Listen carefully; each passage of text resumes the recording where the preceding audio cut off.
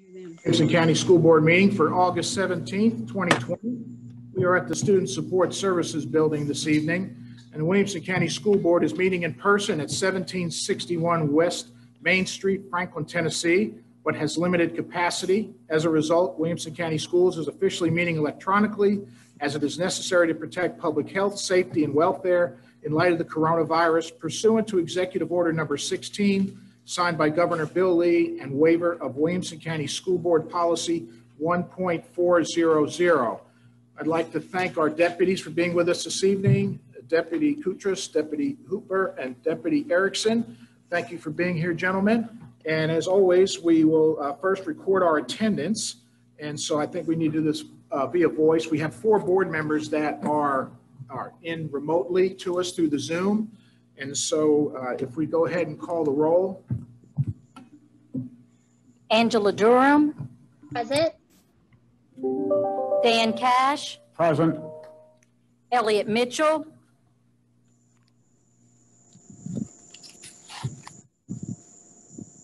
He's here. I think he's on mute.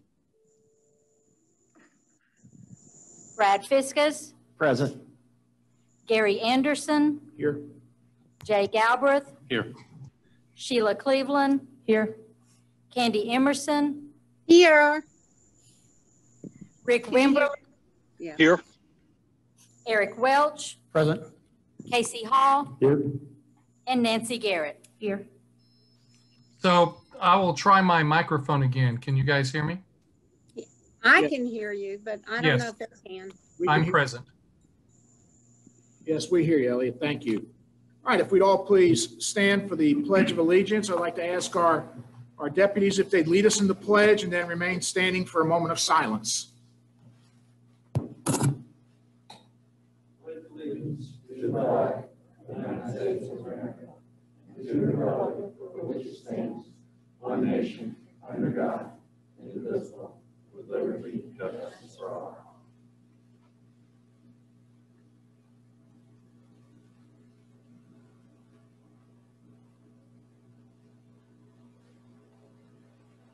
Thank you.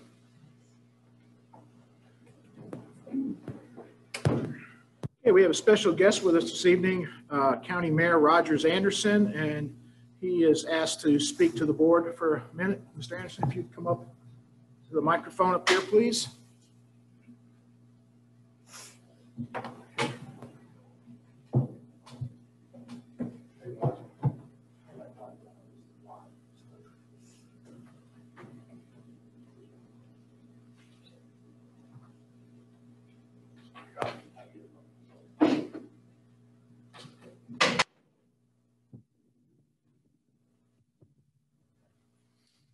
Well, thank you very much for the opportunity to be here tonight. My sole purpose of being here tonight is to recognize and honor and give an appreciation to your school board chairman, Gary Anderson, for his many years of service. I've had the opportunity, he came around in 1990, and I came around in 1986, so we've kind of had the last name together for a long time, and he's finally caught up with my gray hair. So Gary, if you would come up here, and I would like to read this, if you don't mind. Whereas Gary Anderson was first elected to serve on the Williamson County School Board beginning September the 1st, 1990, and whereas his interest in helping provide the best local education for their children, including music, was an integral part of his platform when running for the position. Gary's love of education and music could be observed as he taught at Nolensville Elementary from 88 and 89, teaching elementary children how to play the recorder, a skill he still enjoys today. And during his inaugural year on the Board of Education, the Williamson County School System opened 4 new schools and has since opened an additional 35 elementary, middle, or high schools. And in keeping with the vision of the school district to provide a supportive environment where students are challenged to pursue excellence in academics, athletics, and the arts, The school system is also open, along with your help. Our science, technology, engineering, and math, often referred to as the STEMs school, as well as an entrepreneurial innovation center. And whereas during his tenure, he was elected by his peers to serve as the chairman of the school board twice, serving from 2002 to 2008 and again in 2015 to currently. The student population of the district has increased significantly from approximately 11,500 students in 1990 to over 41,000 students in our calendar year. His focus and his passion and putting the students first has never wavered. Whereas him and his wife, Joy, have lived in Williamson County for over 30 years, where both of their children and now their grandchildren have attended or graduated from 4 of the county's elementary, the middle, and the high schools. It's that I be resolved that as the mayor of Williamson County that we declare next Monday, August the 27th, 2020, as Gary B. Anderson Day in Williamson County, and encourage all of our citizens to join me in the appreciation and celebration of his devoted service to not only the students of Williamson County for the past 30 years, but his commitment and his love for our county. On behalf, Gary, of all the county commissioners and myself and all the many residents, we thank you for your service. We thank you for your loyalty. And above all, let your wife know and your family know, thanks for sharing us for the last 30 years. Very nice. Hear, hear.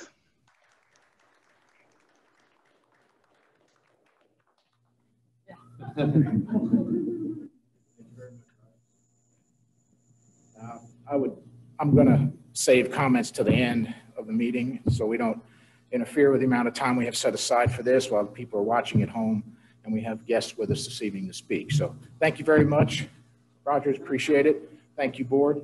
And we'll move on with the meeting now. Thanks.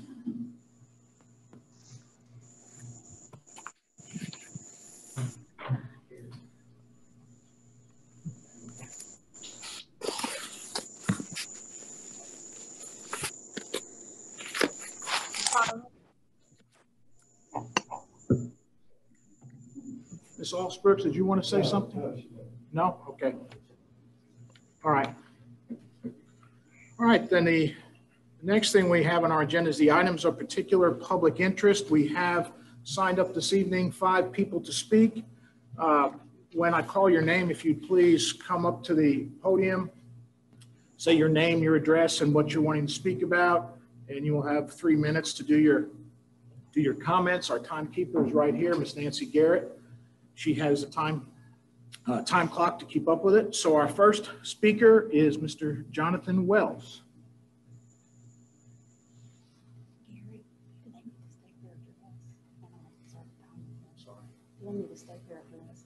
Yes, that's it. Okay. Name, address. Yes, please. So my name's Jonathan Wells. Excuse me. I live at 402 Birkdale, 37064. So I'm a Franklin resident, KC. I'm going to talk a little bit about the reopening plan. I have some thoughts on that. Ready? Okay. So I'm going to try to make this very quick. First, I wanted to touch on inclusivity. Just kind of curious. There's been a lot of talk about remote and online learning. Everybody's got to have an internet connection. I know there's about 5,000 households within Williamson County that has no internet service. So I was kind of curious. I know there's hotspots out there. I've heard they've been slow to be delivered. I don't know, honestly. But to turn on an old phrase, is there any conversation that we could have, any kind of discussion to make sure that no child is left behind when it comes to opportunity for education? And so that's really important. That's obviously a negative implication from this whole COVID thing. There's a whole host, if we're just going to be complete about that. We've talked a lot about the virus, and obviously that's a bad outcome to come down with COVID, get sick. That's a terrible thing to happen. There's many other terrible things that can happen from this as well. We have single parent households, kids are being left at home. We have IEPs, and that's a range of different issues and trouble with distance learning. We have, dual income homes where they're taking time away from work to work through IT issues. probably the most important thing is mental health. And I know Jay read a really powerful email last week talking about suicide. And I just think we need to frame that in the correct context. We've done a lot of talk about virus mitigation. I don't know if there's been enough talk about the real threat to our kids, and that's suicide. So that's a really important topic. I think we need to make sure that we have the safeguards in place to make sure that they're not at risk, and to help them through this whole process. So the virus is important. It's not the only thing. I also want to talk about the metric. I know it's been talked about a lot here, the threshold. Those active cases, as of today, 311 of those cases, bare minimum, are over 21 days. That's beyond the definition that the Department of Health gives us. If we just took those 311 out, we would be in the low threshold. And so we wouldn't be in any kind of threat to close schools. So that certainly needs to be addressed. And I understand Mr. Golden has talked about there's a closed door session with health experts and they weigh in, and all that makes sense. All I'm saying is, as a parent, as a community, we need to know what we're working for. We need to know what that bar is. I understand it's a multi-factor decision, but it needs to be out in the open so we know what we're working for. We're washing our hands, we're wearing our mask, we're socially distancing, we're doing all those things, but we don't know what we're working toward if we don't know what that measurement is. The last thing is the phased reopening. I'm very happy to hear that the kids are heading back to school. That's a great thing. I just know a few days ago, we had a working session here and we talked for 5 hours. I watched for 5 hours. It was a long meeting. There wasn't that much discussion about that phased reopening. And I'm a little bit at a loss. I'm glad we're here. I expected a 5 o'clock surprise phone call because I'm not on the board, but I'm kind of curious. The board is here to consult and advise, and I just felt like there could have been more discussion. I'm going to wrap up. There could be more discussion in terms of what that looks like, so we could all support that in the right way. So I'm not sure we have transparency in government as we should. I think the board has a lot to offer, and I think that as a community, we can all do better to make sure we do the right thing for our kids. Thank you. Thank you. Thank you. Our next speaker is Kelly Jackson.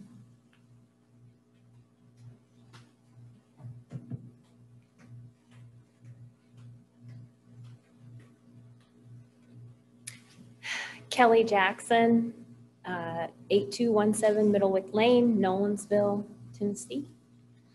I'm here today as a mother. I am the mother of 3 amazing kids, all of which have IEPs.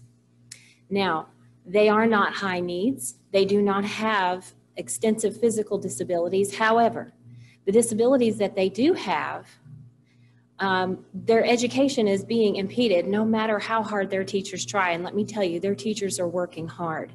We absolutely love, in fact, in particular, my 6th grader's teacher is amazing. She's worked with my 2 older children, and she is probably the only reason that I have not already pulled him and put him in a private school, even though he wouldn't have access to the same assistance and services that he has access to in public schools. For him, the most important thing is that he is able to see his teacher, look her in the eye, see how she is responding to him. He's entering middle school. He has 3 additional teachers that he isn't used to. He's having to figure all of this switching classes out. The first day of school, he had a Zoom end on him abruptly. He thought he'd answered a question wrong and his teacher booted him from the Zoom. He was absolutely inconsolable. His stress, he has anxiety, he has ADHD, so this isn't helping him. And no matter what they do, no matter how hard they try, he is not getting what he needs as hard as they are trying to deliver that for him. Normally, all of my kids, well, with the exception of my oldest one, have a para at their availability when they're in school. My daughter is dyslexic. She can't take notes and she can't read the material the way that the other kids do. When she is in a position where she is having trouble, that is where her para comes in. And these people are amazing. They have been so wonderful with my kids and they have really helped them to learn. But I think probably I am that para now. My husband and I are those paras now. We both work 50 plus hours a week. So no matter what the teachers do, no matter how hard they try, my kids will not get their IEP services delivered to them in the most beneficial way that they have had since we've been here, because we're in a virtual setting. It's just not possible unless, of course, the district wants to send a para to my house every day. And that's obviously not an option. But that's what I do now. I work 50 hours a week, plus I'm a para to 2 kids. Plus, I'm a tech person, which I'm not a tech person. It took us an hour this morning to get online. And I understand that the school doesn't own the platform. However, it was the one that they chose. So these are issues that the district needs to own. And so far they have done that. But at the same time, that doesn't help me. When my daughter is panicking because she can't get into a Zoom meeting, you know, and she's crying. So I guess why I am here is I need for my children to be in person with their teachers to receive in-person education, and I need them to stay there, because otherwise I may as well go somewhere else and pay less for a house so that they can get in-person education. Thank you. Thank you.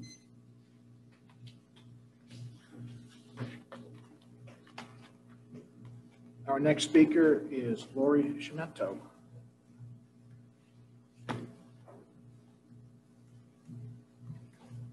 Hello, Laurie Schmento. I live at 7110 Arno Alisona Lane in College Grove, Tennessee. I'm here tonight to represent a friend that could not be here to tell the story in person, but this is her letter that she wanted the board to hear about her daughter and what her daughter is going through right now. And this kind of plays into what Jay talked about at the last board meeting with mental illness. My daughter was so sad to miss school from the very beginning of the pandemic. She loves learning in community. She loved her teachers and friends all learning together. I knew she was depressed. More and more activities were canceled, more and more disappointment. However, I didn't realize how bad it had become. In the end, it led to an eating disorder. She wanted to have some control over her life, and food is it. She is so happy to go back to school in 2 weeks, but she knows there's always a chance kids will be sent home again. So food remains her source of control. We all need to be aware that our children are suffering from isolation more than we realize. I didn't realize it, how many other kids are suffering inside. I've been told this may take 2 years for her to recover from, and then she may still deal with this for the rest of her life. All for a virus that children don't suffer from. And that's the end of the mom's letter. But I just, from my own personal perspective as a mom, this is one of my biggest concerns right here. I just feel like we're not paying attention to the biggest threat, which is actually their mental health, not the threat of COVID. So that is it. Thank you. Thank you. Our next speaker is Jenny Halterman.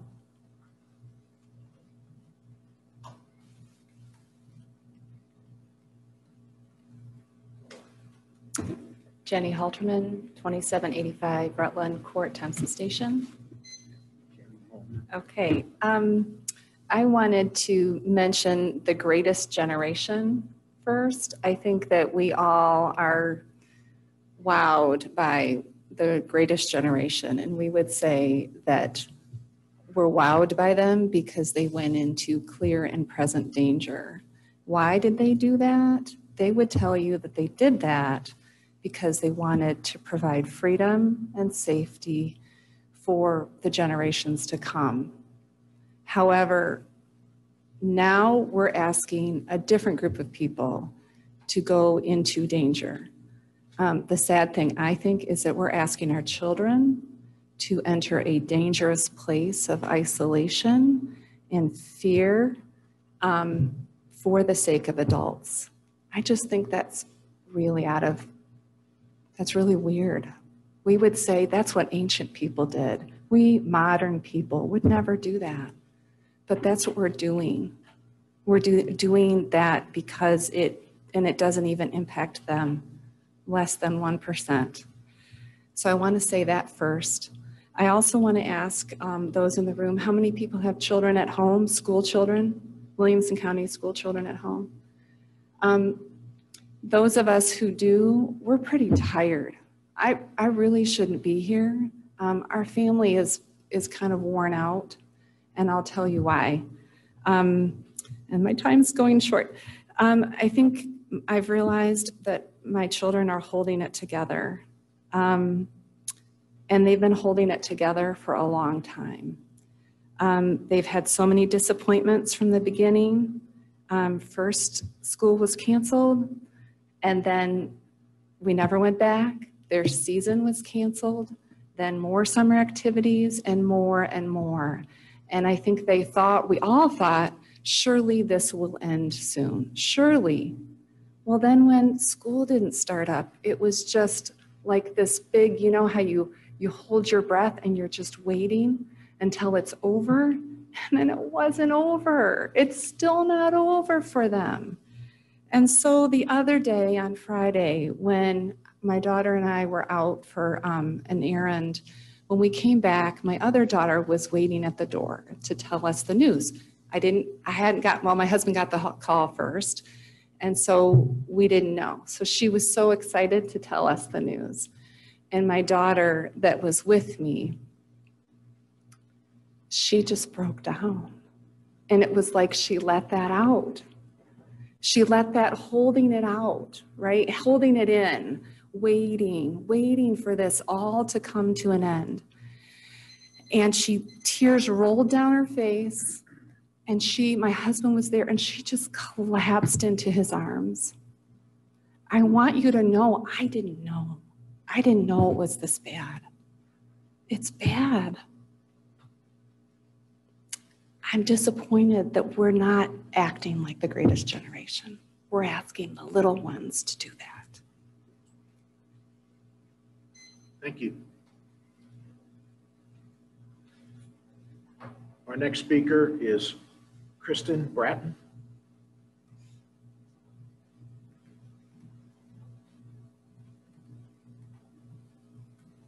Forgive me for reading, but I want to make sure and stay in my 3 minutes. Kristen Bratton, 3508, Titans Lane in Brentwood, Tennessee. Sheila, Nancy, Rick, Gary, Jennifer, Casey, Jay, Candy, Dan, Elliot, Angela, Brad, Eric, and Mike Fletcher and Jason Golden, you carry the responsibility of 40,000 souls. The souls of 40,000 precious children with wonder and excitement about the world. The third grader that is wide-eyed to take her favorite teacher a brand new drawing on a crisp piece of paper, but she can't because the teacher can't see it through the computer. The senior boys who high-five in the halls because they are finally king of the school, something they waited 11 years for. But now all these children are being eaten up with anxiety and depression and contemplating suicide, facts that you all heard from the letter read Thursday night. This is what you signed up for, these 40,000 souls. You are charged with the responsibility of doing what you said you were going to do. Isn't that what we teach our children? When you campaigned for that seat to represent the community of students, you gave an oath and promised students that you would defend them against anything that threatened the education spelled out in WCS policies. These policies are written and along with the state and federal laws, ensure that every child receives the education they are legally entitled to. It is very literally their right. Board members, you are charged with holding the superintendent responsible for a plan that now violates WCS policies in many ways. Just one student schedule policy states that all high school students attending grades 9 through 12 shall attend 7 hours per day at school, not in school, but at school. Not to mention the lack of transparency right now. The role of the board states the board shall require reliable information which enables it and the staff to work towards the continuous improvement of the educational program. We ask that you make a motion and vote to reject the entire COVID school plan and the metrics and the vague language that is blocking our children's rightful education, and send our kids back to school and to stay there permanently. For those parents and teachers who are afraid to go back to school or hindered with pre-existing conditions, they should be allowed to opt in for online school if their health requires. But the health of 80% of the souls, the mental and physical health of those souls, is in your hands, and it requires continued sustainable education in person that is sanctioned under WCS policy. And when your head touches the pillow every night, I pray that those 40,000 souls come to mind, because they are in present danger and they are still in your hands. Thank you. Thank you. This is our last speaker for this evening.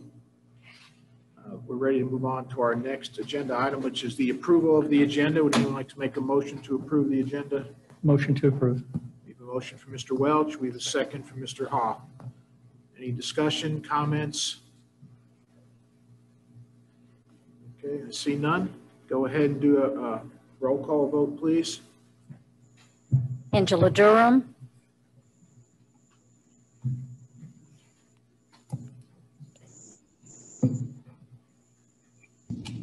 Yes.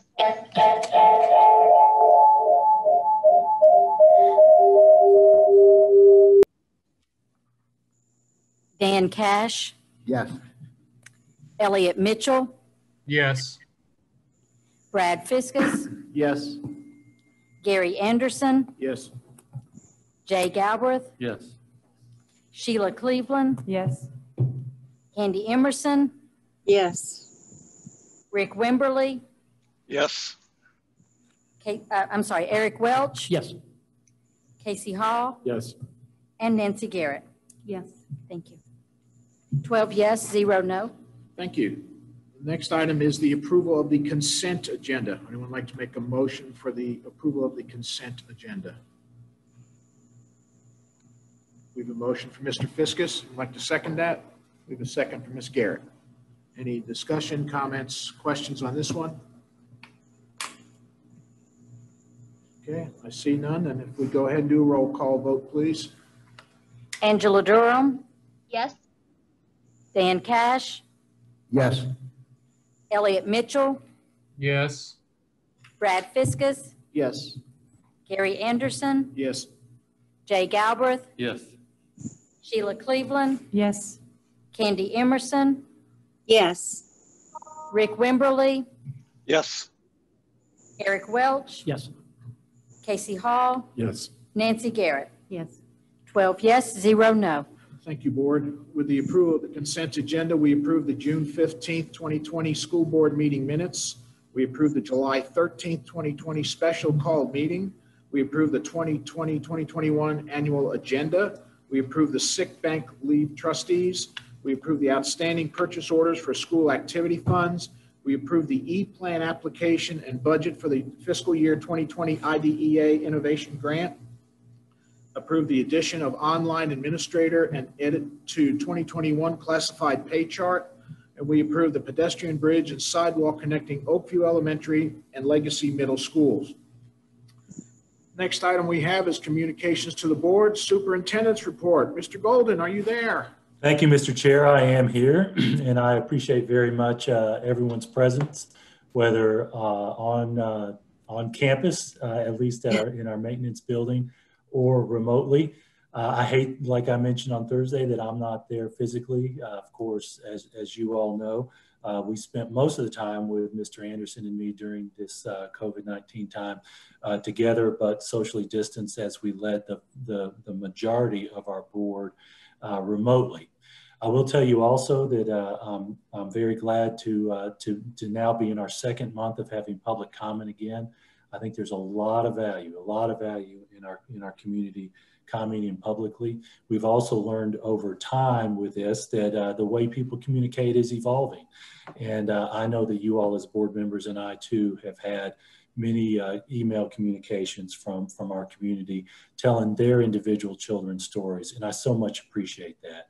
It's really good to get those reminders, whether by email, phone call, or at public comment of our individual students and their personal experiences, because those experiences vary so much. It really does emphasize to me the importance of differentiating how we teach and how we give assistance to our students. As you know, we spent a lot of time at our work session just a few days ago talking about many aspects of where we are as a school district in this unusual time. I want to mention this evening a couple of developments that have just happened in the last couple of days for a couple of reasons. One, because it emphasizes how much changes on a daily basis with this pandemic and what each of us are going through as professionals and individually, and give you some updates on our schools. But before I do that, I do want to mention that I very much appreciate Gary Anderson, the leadership he's given over the course of time in so many ways. It's affected so many people. We can't even count the amount of people he's had a positive impact on. And I want to echo what Mayor Anderson said with his thanks to Gary Anderson. When I came to the district in 2006, Gary was the board chair, and he is now leaving as board chair. And I want to specifically thank him for his leadership. In so many ways, he has taught me personally the value of instruction, the value of the scope of what we do for students. And he's led us through good times and challenging times. And I know that we're in a challenging time right now in so many ways, and I really appreciate how he's led us these last few months. And we may have a moment to share a little bit more about that later on. But let me first mention the first example I was going to talk to you about with technology. Many of us know that this morning, ClassLink, which is the access point for so much of what we're doing remotely and online, opened at first, but then quickly shut down. And so we did have about an hour or so where ClassLink was not working.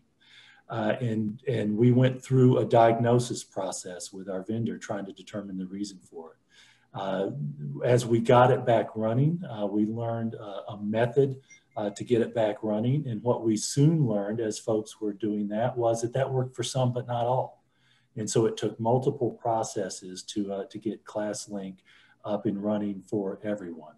And I appreciate one of the parents who spoke earlier and mentioned that technology is someone else, it's a vendor, but of course it is one of the vendors that we chose. And I want to specifically mention a brief conversation I had with Mr. Galbraith, it may have been by email today, that the technology will continue to be a challenge, that there are some items in technology over which we don't have control, but what we do have control over is communication and how we communicate. So I want to thank him for that comment for us. We sent a communication out district-wide to let everyone know, but the reality is we will have bumps, and we know that every day there are some bumps that affect folks with technology, and those bumps are different. Those bumps are different from what we've experienced when everyone was on campus. Often in the past, we would get quick emails that say blank platform is down for a few minutes in the middle of the school day for so many reasons. But when individuals are at home, the scope of that it tends to broaden. We had a quick example last week where there was a power outage in a portion of the community. And so every one of those items has a bigger impact on students when they're learning either remotely or online. And so I want to emphasize to everyone that we're aware of that. And I want to make sure everyone knows that you don't have to have fear that you might get counted absent, that you might miss an assignment, that we have had detailed discussions about that, about making sure that when those moments happen, whether it's because of something on our side or something that's happening in someone's home, that we know that there's going to be flexibility over the course of the school year with that. So I think it's very important for everyone to know that frustration, we all feel that frustration when it happens. But for each of those items, we're going to work through the diagnostics and figure out where the challenge is and fix it. And we're going to continue to grow in how we communicate those items when they come up. In this specific example, part of it includes doing that diagnostic to try to figure out what the issue is so that we can communicate that. But what we determined today was we really needed to do a system-wide notice so that everyone could be aware. And that's a continued work in progress. So for those who struggled and hit that frustration, that moment when you couldn't figure it out, we apologize for that. And we're going to continue to work on our side towards improving that. But there are also some issues that I feel like we know we can help folks improve. We had a discussion briefly in the public comment about internet access. We did go through the process with many of our families who struggle with internet access, and we're continuing to work through those on an individual basis. We have a tiered system where if folks don't have internet access in their home, then we try a product called the Khajiit. And all you board members have heard that many times. It's a new term that we didn't even know about 6-7 months ago. And then the next tier is if those hotspots, the product of the Khajiit, don't work, then we do have some students who are actually physically in some of our buildings to get that internet access. So we are continuing to go through that process. But the next thing I want to talk about is really that bigger issue. As you know, we announced on Friday that we were ready to go back to all our students who are studying remotely on campus. And it is a tiered process. And as you know, this coming Monday, our schedule is for our elementary students to return to campus. The grades up through second grade have been on campus. Kindergarten actually had their first full day today, and I hear it went really well. But grades 3 through 5, starting this coming Monday, will physically be on our campus. Next Friday, the 28th of August, we will be opening our campuses to 6th and 9th grades.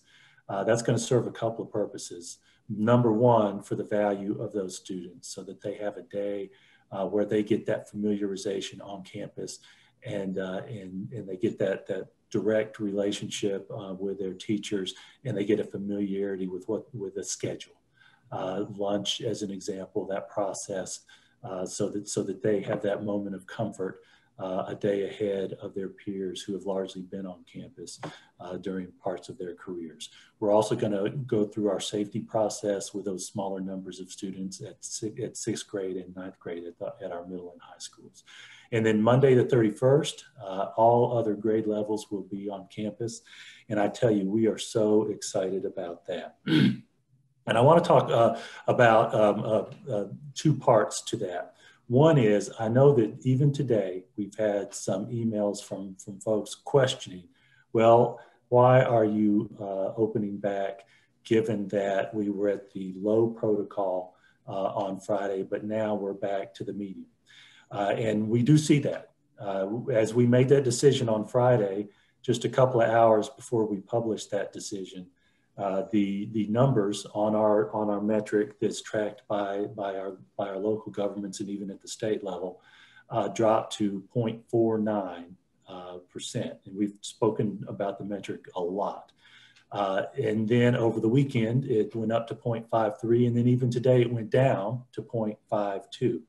And I think it's really important for me to let everyone know that that metric that we develop locally through our process, especially this past week, has really emphasized to us that is a good workable metric for us locally.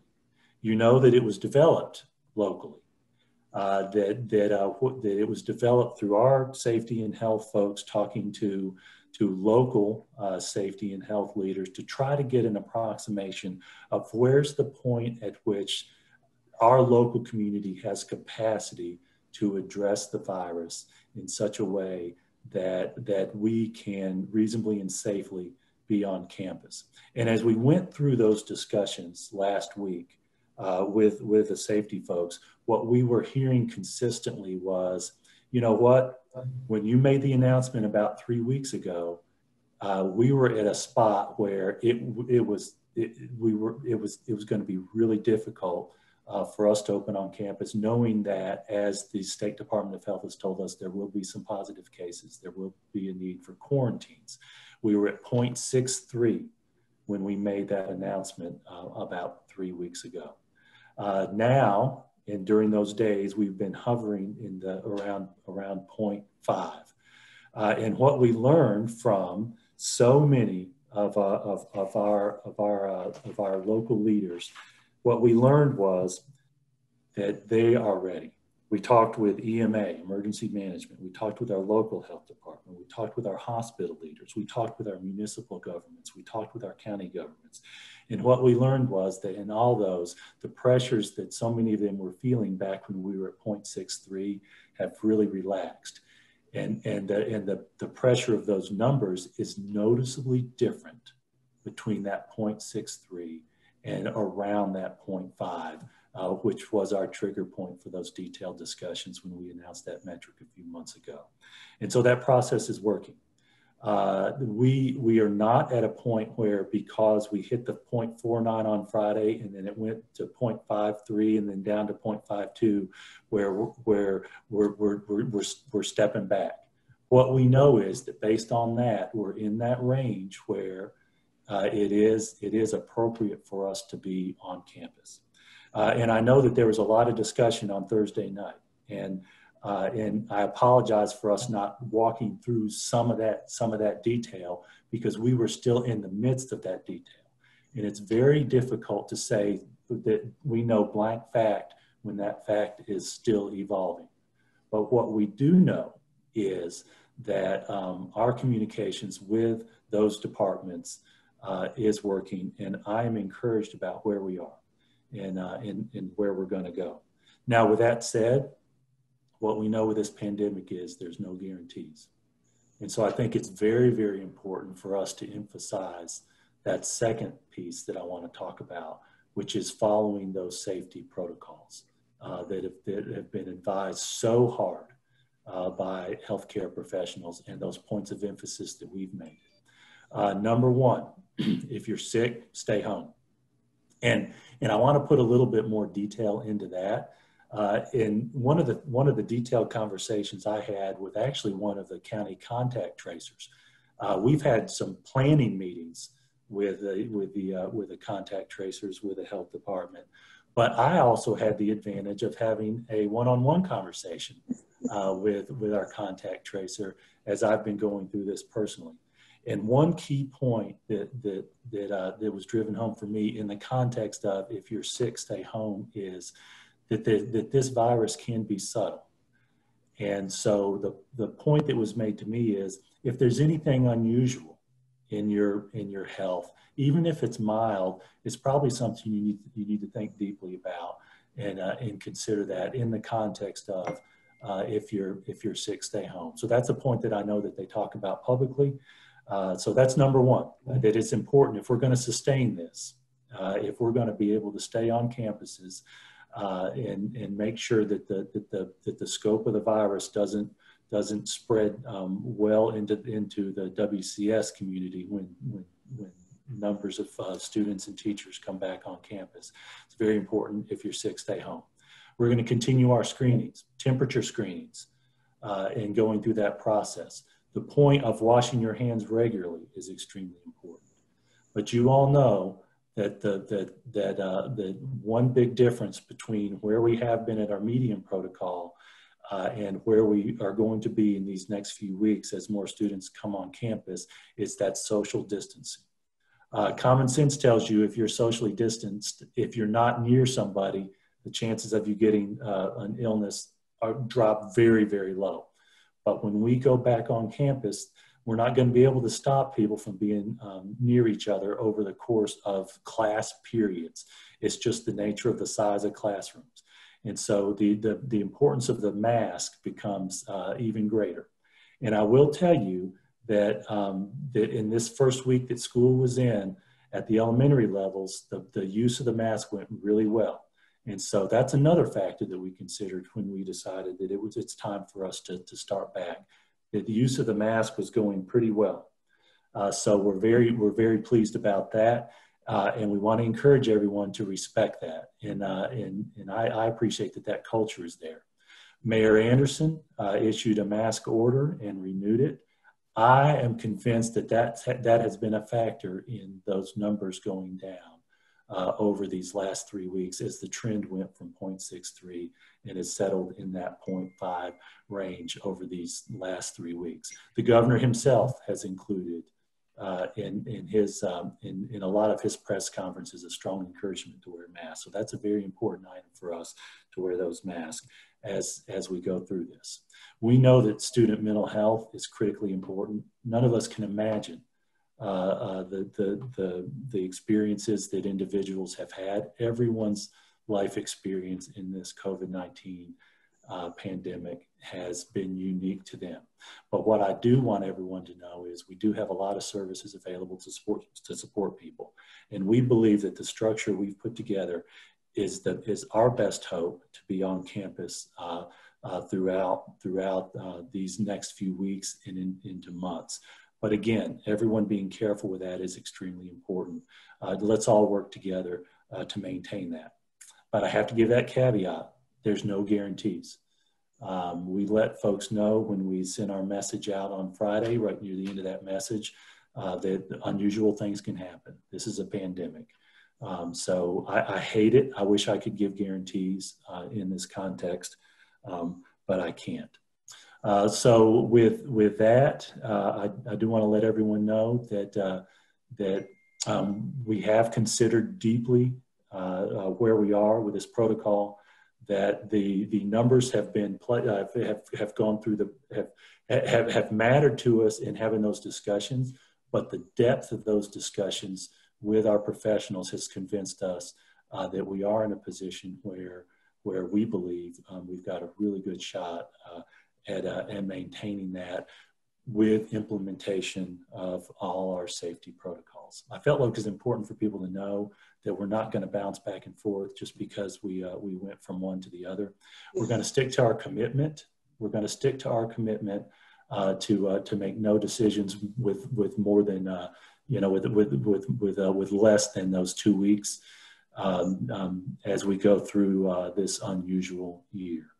So, Mr. Chair, I know that we had many questions over many issues at the work session, but I felt like it was important to me to give that update on those items that have changed just in the past 3 days since our Thursday night meeting.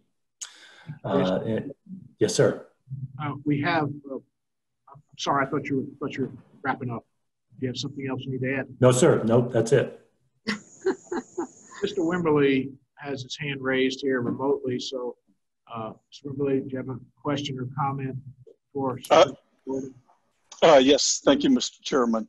Mr. Golden, could you explain two things to me? One, how the contact tracing works from the school perspective, and the other is how the mask exemptions work and the level of request for the mask exemptions. Thank you. Thank you very much. So number one, the contact tracing process. And I may ask Mr. Fletcher to share a little bit of detail, but here's the basics. We find out of a report of a positive case in two main possible ways. One is a parent or a student or a staff member may let us know. Another possibility is that the health department lets us know. So if we get a call of a reported positive case, the health department has put together some protocols for us to follow to start helping them do their contact tracing. And so we start that process ourselves if we get a call from somebody so that we are prepared when the health department gets involved. And the standard that they have for their contact tracing is if anyone is within 6 feet of someone for 10 minutes or more, 6 feet within for 10 minutes or more of someone who has a positive test result, they constitute what they call a close contact, and that triggers a recommendation for quarantine. And the basic standards they have for that is if somebody has a positive case, it's in essence a minimum 10-day separation or quarantine. They have another overlay of making sure you don't have a fever for 24 hours before that, at the end of that 10 days. But if somebody's exposed, they have a 14-day quarantine process from the date of that exposure. So we give the information to the health department based on what we know of those contacts and make a recommendation to our community that the health department has started this process of checking based on the preliminary report we have. You may have been exposed and you will be hearing from the health department through their quarantine process. That's the short version for me. And Mr. Fletcher, I know that I've left out some important some important aspects of that, including the nature of the health department. But I will tell you that one of the items that we found encouraging in our recent discussions with our local health department is the state actually facilitated them being able to increase the number of their contact tracers. So they have those additional folks on board to do this temporary work during this pandemic. That's actually left us more encouraged about where we're going with additional folks on campus.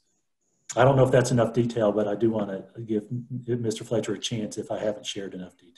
I think that's plenty of detail, but I do have a follow-up question. So if we're quarantining, let's just say the exposure comes from a teacher, and a teacher will have contact with a fairly significant number of kids during the day. So what happens to that class?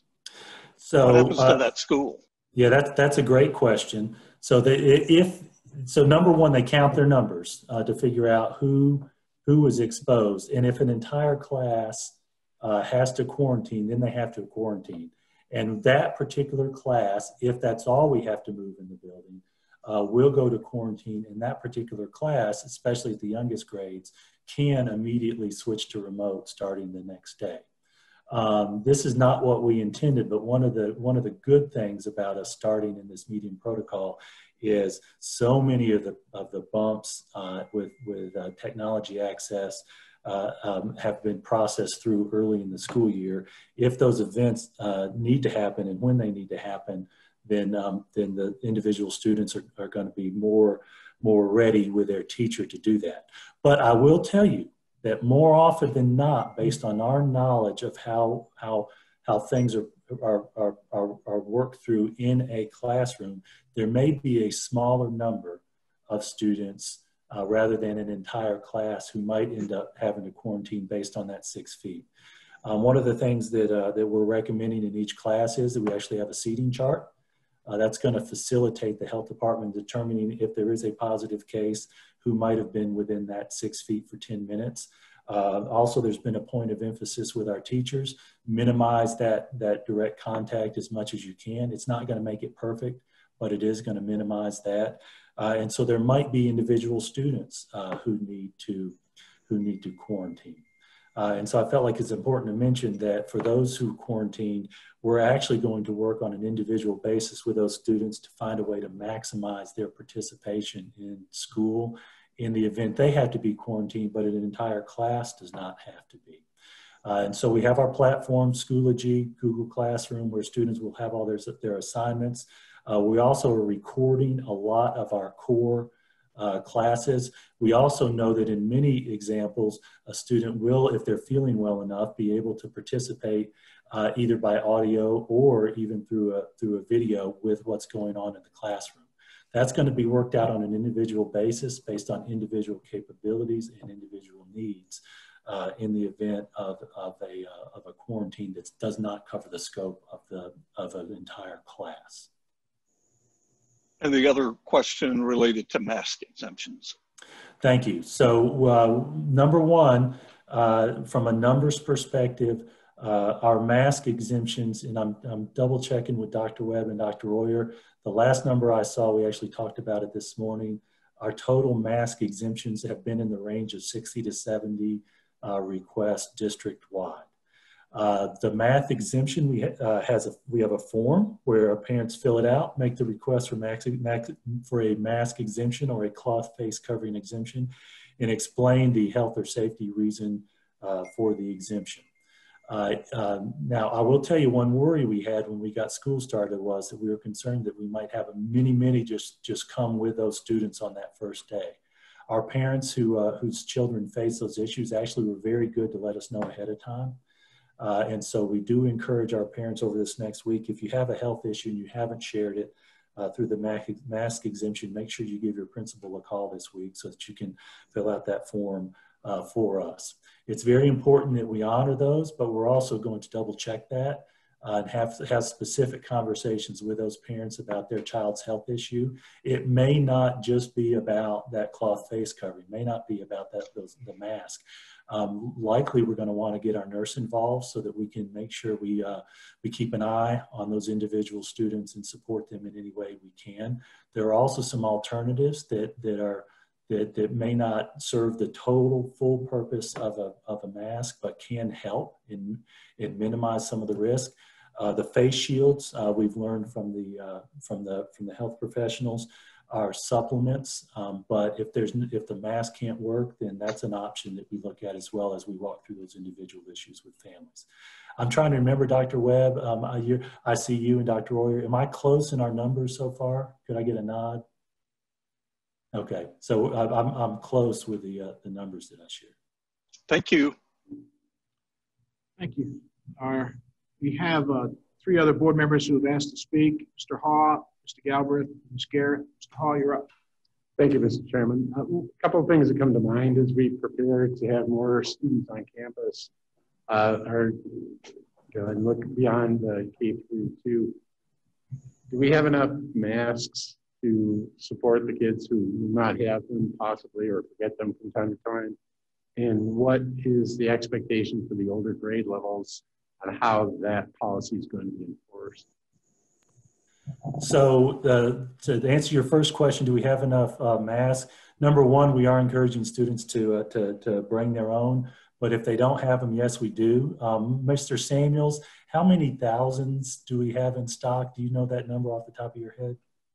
It's somewhere above 20,000 that we issued. We got masks from the state. We've got masks from a number of our VMA. We got masks that we have purchased ourselves, and we have masks that were donated. So it's a good amount, and plus we have purchased disposable ones in case someone happens to lose one or misplace their one for a day. So we have about 20,000 now. We do anticipate over time, if this virus continues, and every indication is that it will, we may need to purchase some over time. We'll learn as we go based on the volume of those. And then your second question, Mr. Hall, was about high schools and enforcement. I do want to ask Dr. Webb if she would address that specific to the high schools. I'd be happy to. We're going to address each situation individually as it comes, one conversation at a time. And as students enter campus and arrive, they have to be wearing a mask to enter campus. So we'll be providing not only a temperature check at every entrance, but we'll also have masks. Some of those 20,000 that Mr. Samuels just indicated will be at the entrances, and we'll be supplying a mask to every student as they come into the doors. Thank you. The other comment I had is, Mr. Golden, you had touched on this earlier about the communication when we have system issues. And I think that somebody who works in IT, I totally understand that we're going to have system issues from time to time that are out of our control, especially as I think our vendors are probably going to have some trouble with scaling up as new schools come online with this. But I think one of the expectations I would suggest is we do a great job of communicating out the issues we have with transportation in the mornings, and we don't have those right now, for the most part, I would imagine.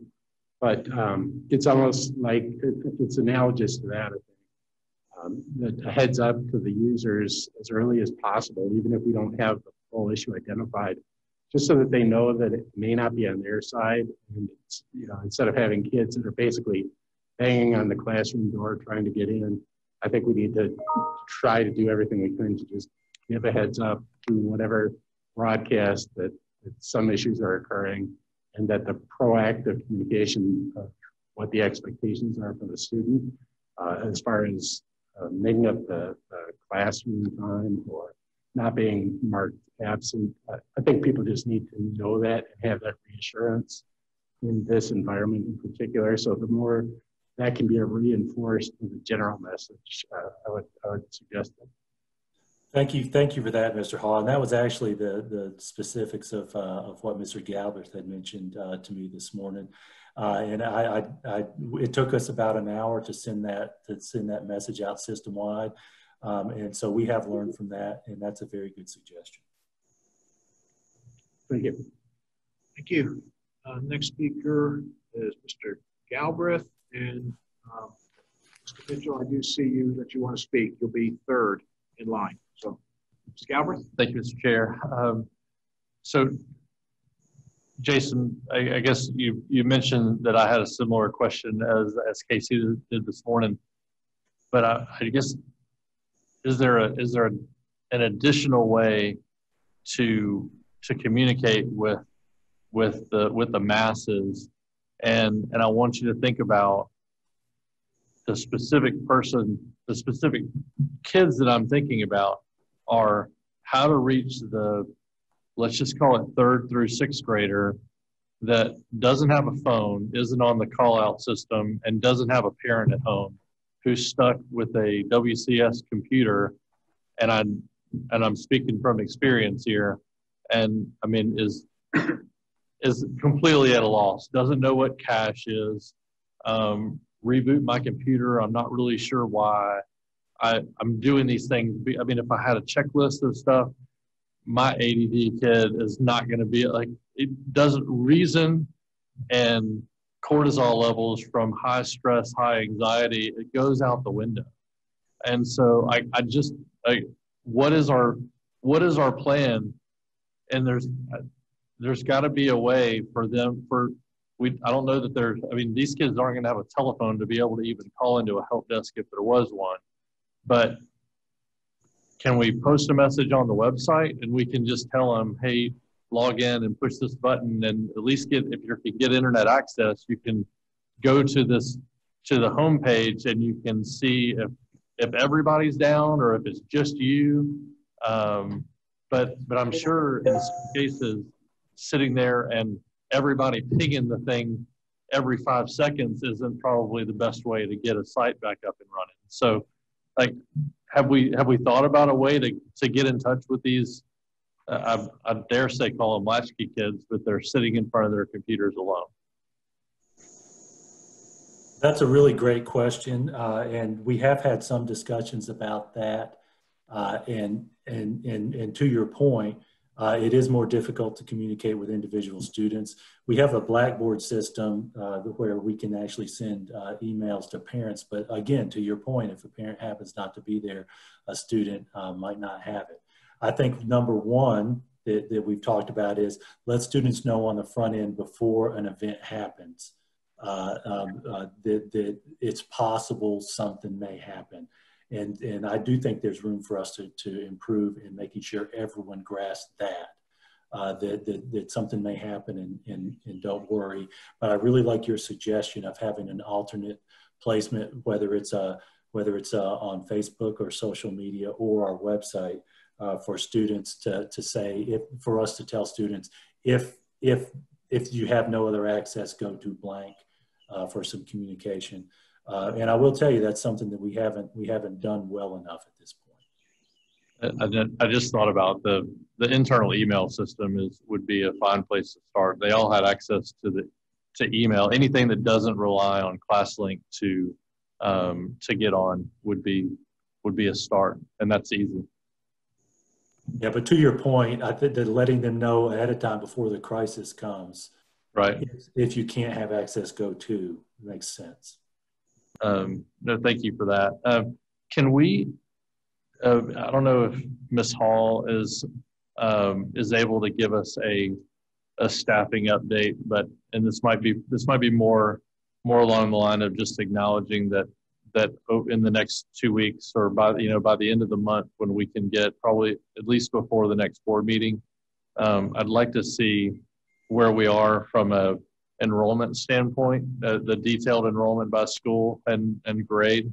And I'd really like, we usually don't have to look at this, but I'd really like to see the PCR as far as what the PCR based on the numbers would tell us, and then any exceptions that we're making, because we don't necessarily want to get rid of teachers, and we're going to make exceptions for the numbers. Well, those are usually few and far between. I would imagine as we took 7,000 students out of the schools, that really creates more dividing lines and probably more places to make exceptions.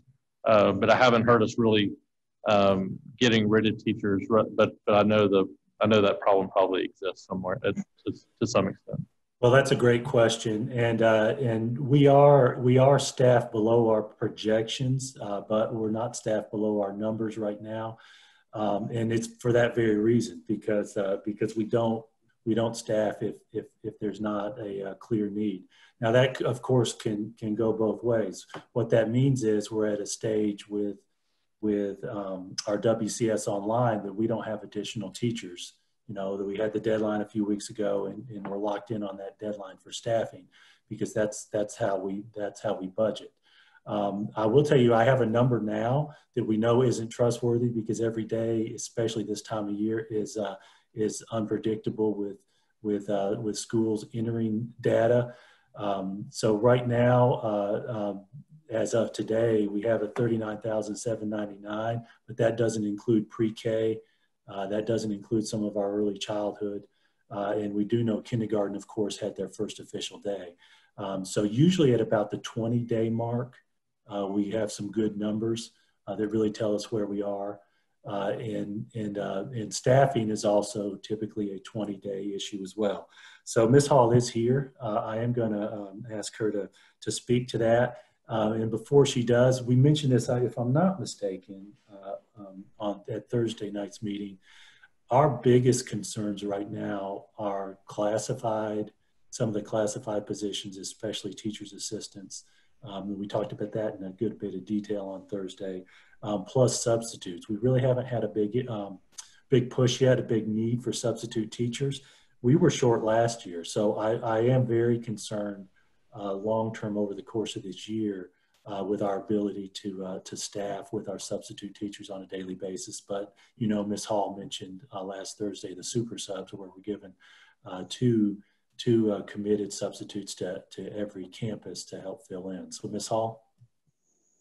Thank you, Mr. Golden. Mr. Galbraith, I want to be sure I've got your question right. I think maybe you were asking if we're overstaffed. And so I just do want to confirm to you that we're still well below the number of positions that were provided in the PCR. And the way it's worked out to staff with students going to online and then still staffing for the school buildings, we've been able to break that out pretty well to where, you know, we don't have any indication that there's going to be any need to not have all of the teachers that we have hired already on staff. Hey, Vicki. So I guess to be clear, my question was really more along the lines of student-teacher ratios and not necessarily staffing in total. I know because we're maybe 1,000 students below what we thought we would. We probably didn't hire all those students because they weren't enrolled, but we had about 1,000 more disenroll than we had in previous years. So that's I just want to make sure that are we overstaffed too? Are we exceeding our ratios or below our student teacher ratio that we budgeted on? That's all I was asking. Okay, gotcha. And I think we can get you more solid numbers on that, probably at least by the next meeting. I think some of that information is still being sorted out. Gotcha. And I will tell you one last thing related to that. Our WCS Online is staffed exactly for the number of students in that online program. That was part of that process we went through that took so much data entry and removal of individual students. Where there's still some staffing double check to do with making sure our data is right with our remote and on campus is when individual students leave a particular school or a particular class to go to online, one student leaving will slightly reduce the ratio, but will not reduce the need for the same number of teachers. And so the aggregate numbers don't exactly equal the total number of teachers, because to your point, it really takes delving into each individual grade level to make sure that we're maximizing the efficiency of our numbers. Right. Okay. And just one final statement or question.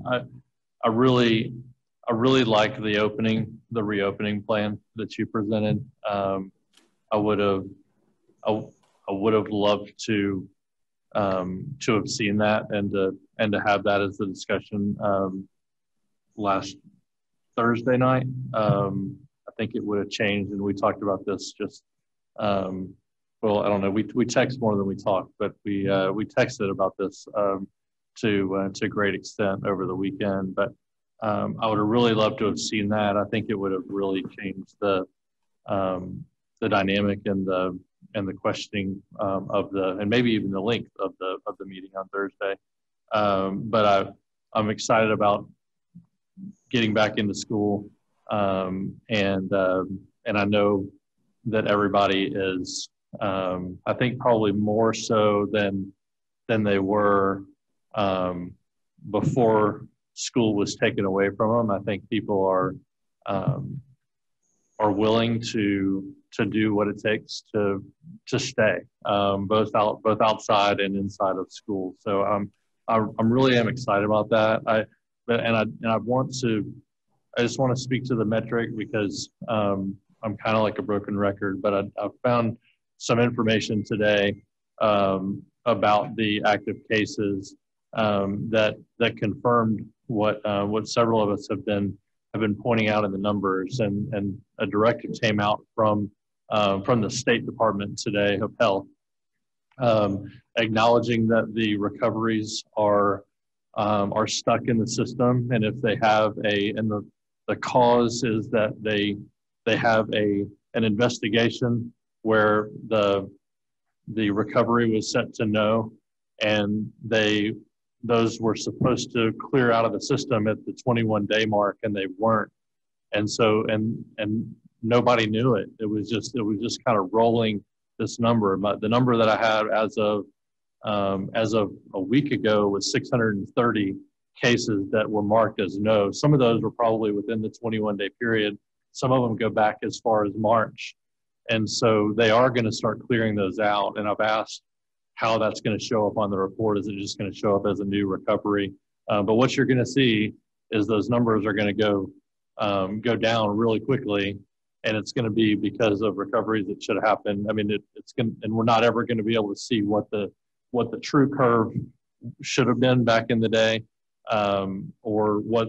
But I mention this because I know you keep saying that the metric's not important, but you know the exact number of the metric on the day that we announced that we were closing, and on the day that we announced before and after the day, and the day that that we announced that we were opening, and it's not an opinion. It's a fact that number is overstated by at least a quarter of those cases, if not more. And I think it's more. A quarter would be 21 days from the date of the result, which we know that even it's based on the date of the test.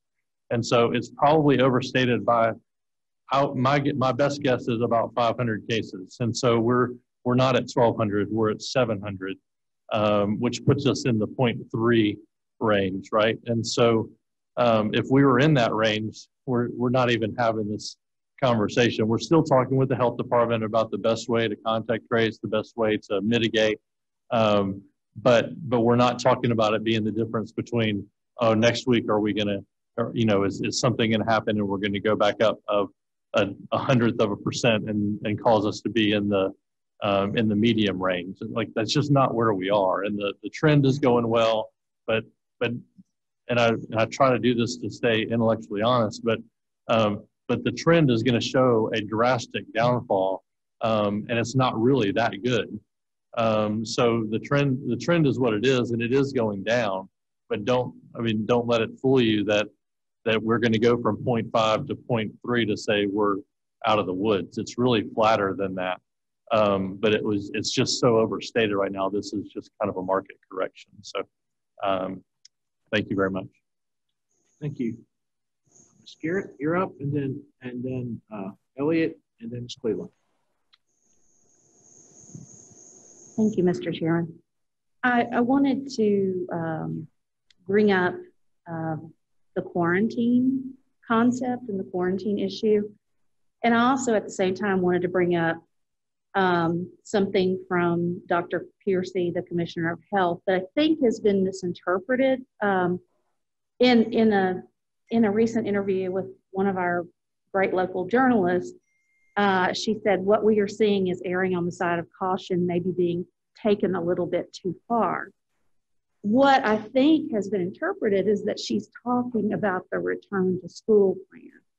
But what she's actually talking about, and I have the interview pulled up here, is once people are back in school and quarantines happen, that's where she's pointing out that she was seeing erring on the side of caution, maybe taken too far. But Mr. Golden, it's my understanding that we are following the state guidelines for quarantine. Is that correct? Yes, ma'am, that's correct. Okay, so we are following what she was talking about, which is what you've talked about tonight, the 6 feet, more than 10 minutes. Is that correct? Yes, that's correct. Okay. So I believe in making sure that our parents know what to expect. So I hope that everybody realizes that once we get back to school, it still may be a bit of a bumpy road. If children have to quarantine, and there may be questions like what if half a class and the teacher have to quarantine, but the other half doesn't have to quarantine? I mean, there are going to be other issues that come up. So I think our community needs to be well informed about that and needs to know about that. That I just want to make sure that we acknowledge that. I'd also like to know, I know that we're working on a dashboard to provide more transparency into quarantine, but do we have any numbers right now of how many staff and possibly students that we have in quarantine? Yes, ma'am, we do. And actually, Mr. Samuels is pulling that up. I'm going to give an approximation because I do know that it does change day to day. Scattered among about 20 schools, we have somewhere in the range of, if I'm not mistaken, Mr. Samuels, somewhere around 70 quarantined at individual schools. But before Mr. Samuels gives you the exact numbers, I do want to mention your question about dashboard. We are looking to find a way to convert our spreadsheet that gives very specific detail about individuals, time, with names that can only be an internal document for our nurses and appropriate staff to manage, and find a way to be able to appropriately share that in a way that doesn't violate individual health privacy issues. And so sometimes if you get into that specific detail at a school, because there might be so few, it could be a FERPA or a HIPAA violation. But we are looking to find ways to share that with our community. I will tell you that what we do is send out those notices in the event of that reported case that I mentioned to Mr. Wimberly. So those who have been determined to have been within that distance do get those notices directly. Number one, from us, that there's a possibility you may be exposed, and then number two, from the health department when they actually do their contact tracing work. Mr. Samuels, what are our current snapshot numbers? Sir, on the isolated side, which is folks that have tested positive, we've got 67 people as of last Friday. Okay, so that was probably that was my 70 number, I guess. Yeah. On the quarantine, we're well over 200 now, and most of those are students. Athletics being some of the big contributors. So we're still trying to pull that data together, but as we continue to have more close contacts identified by the health department, we have to go back and update the form that we have, the database we have for that. We are trying to move quickly toward having that in a format that can be posted somewhere, but we're not quite there yet. Sir.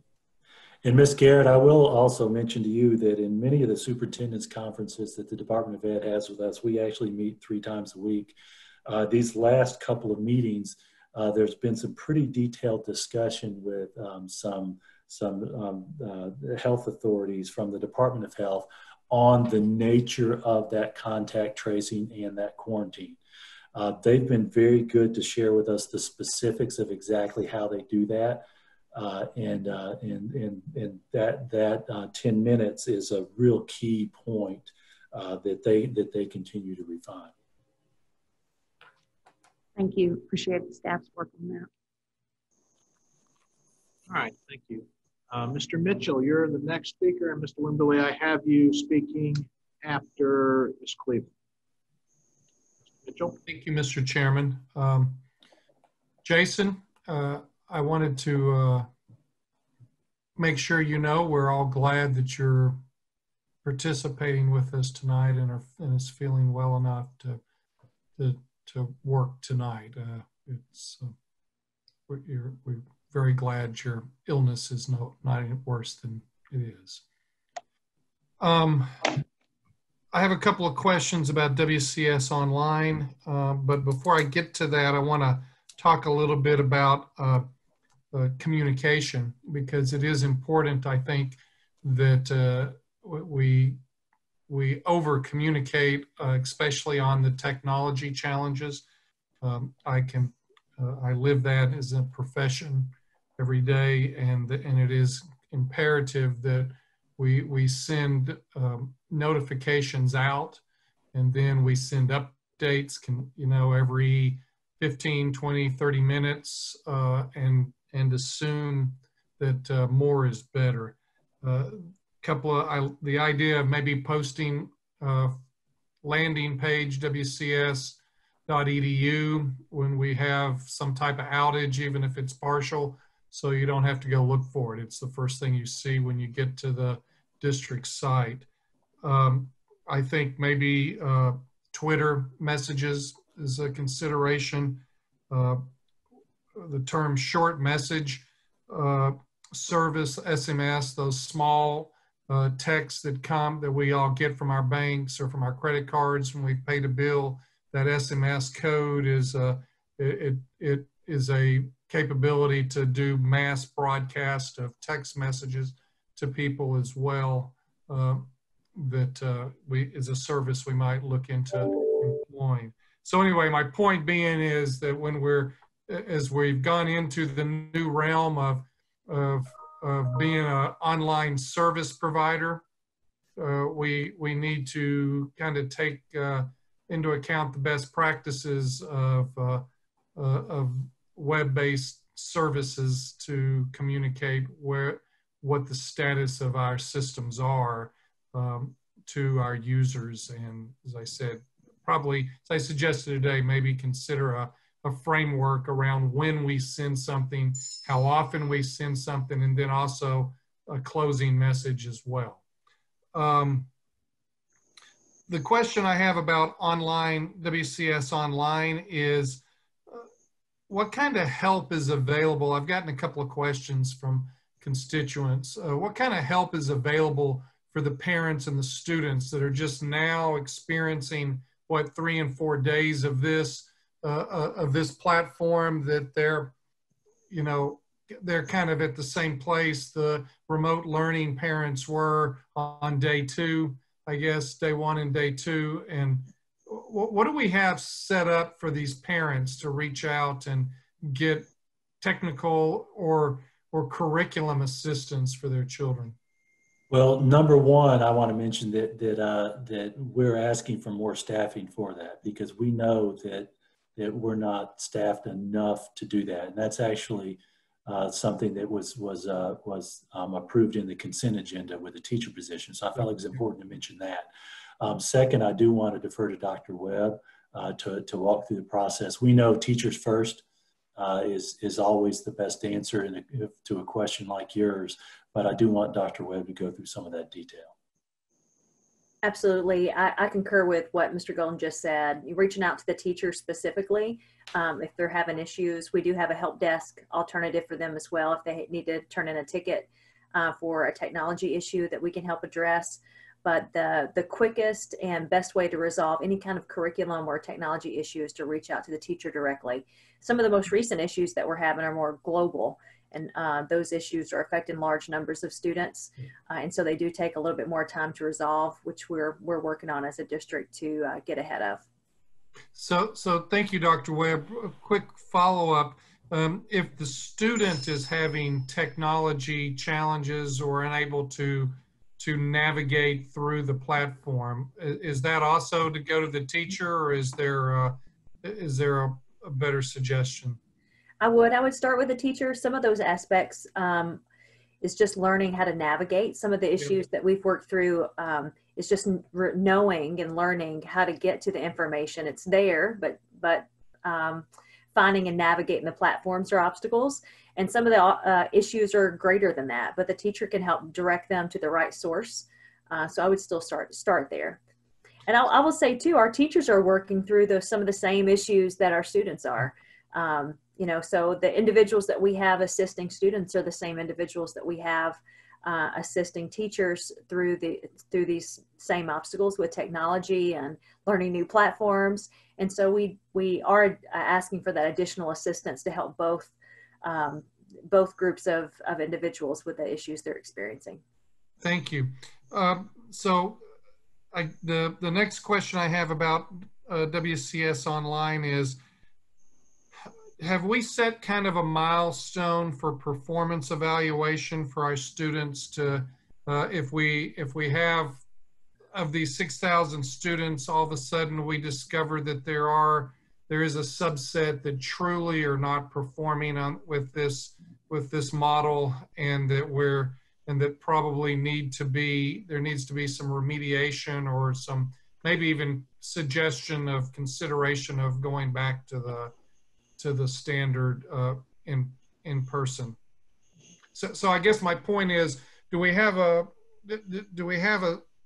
date or a plan to evaluate the success of the students in WCS Online, and then, you know, say, okay, well, here's somebody that obviously is needing some additional help, or, you know, and after that help, if it doesn't work out, we make a call of saying that this isn't gonna work to keep this student in there for the semester. Well, of course, we have progress reports that are basically every 4.5 weeks, but we're actually doing a lot more than that with the teachers in their daily involvement with students. So I will let Dr. Webb answer that question. Yeah, just even comparing to a traditional sense and a traditional on-campus learning environment, it usually does take a week to 2 weeks. 2 weeks is kind of the sweet spot for students to get acclimated to a new learning environment. We see that with students who are in new classes, who transfer to new schools. So kindergarten. Yes, absolutely. Yeah, right. Transition. Mm-hmm. Right. Those step transitions are challenging for sure. That's right. So we'll continue to monitor. Of course, the teachers are always monitoring and adjusting to their students. But about 2 weeks in is when we're going to get the biggest sense of what's now that the kinks are worked out, students are acclimated to their new environment, what additional kinds of supports do we need to put in place to help individual students? And then again, you know, Mr. Golden indicated that 4.5 mark, but 2 weeks to 4.5 weeks, that's a pretty pivotal point to see how students are performing and what additional supports are needed. So I would make the suggestion, and I know we set the policy that it's you sign up for the semester, but if that we set up some process to be able to evaluate if we have students that are just really struggling, or parents that say, I just can't do this, you know, I'm not going to be able to make it through the semester, or my child is showing signs of depression or something, that we look to at least vet requests to come back. That would be my recommendation, that you guys kind of take into consideration how we're going to handle those requests, assuming that they come. That's good. Yeah, to that point, you know, because we're using all of our current staff and that we've shifted students around and we shifted teachers around, there is limited availability in both places. We're Our traditional classes are pretty full. Our online classes are pretty full. And so, yes, there is that semester commitment that families made and that teachers made to supporting students in this new environment. But also we know that there are exceptions. And so we'll vet those exceptions as they happen for sure.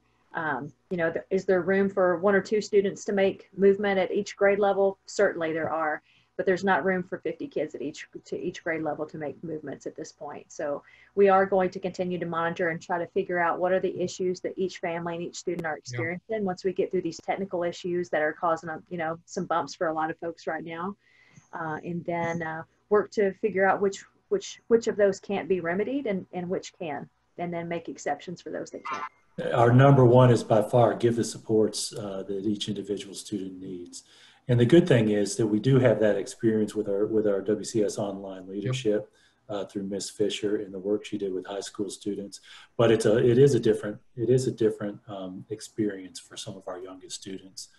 We have found that generally speaking, the families that chose WCS online do have a lot of the parents are there largely.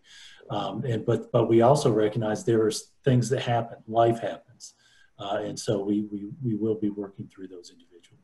Well, and I guess I'll make my point too, that with the WCS, you know, the online model that we put in for the high school juniors and seniors over the last couple of years, we did have we did have kind of a safety line there where we came in and said, okay, you don't have, in that case, I think it was more, you don't have the maturity to be self-directed, so to speak, and pull you out, right? But I guess my point is I think we've got to be flexible too. We're asking our parents to be flexible with us as we're living in this new paradigm of 2020 fall semester, but we've got to continue to be flexible too.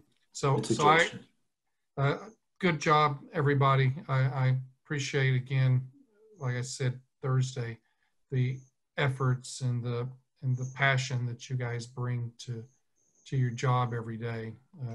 It's very much appreciated, and I want to make sure you know that it is not going unnoticed. Thank you, Mr. Mitchell. Our next board member speak is Ms. Cleveland, and then Mr. Wimberly and Mr. Welch. Thank you again. I'm very excited for the schools coming back in. I'm very excited. And piggybacking off what Mr. Mitchell was saying regarding online, I'd like to address remote learning and in classroom. How are we going to handle the request for those parents that do not feel their kids are not confident maybe in the metrics or decisions, and they don't feel that their kids should go back to school? Are we going to allow them to continue to be remote as if they were quarantined? Or have we thought about, being flexible in those requests? Ms. Cleveland, we have thought about that. And from a teacher perspective, we need those students to be on campus.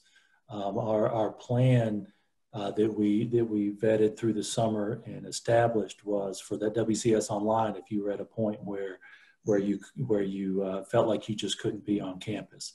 I will tell you from a metrics perspective, like we talked about in all our conversations with that list of locals that we talked about, and in our analysis, it's time for us to be there.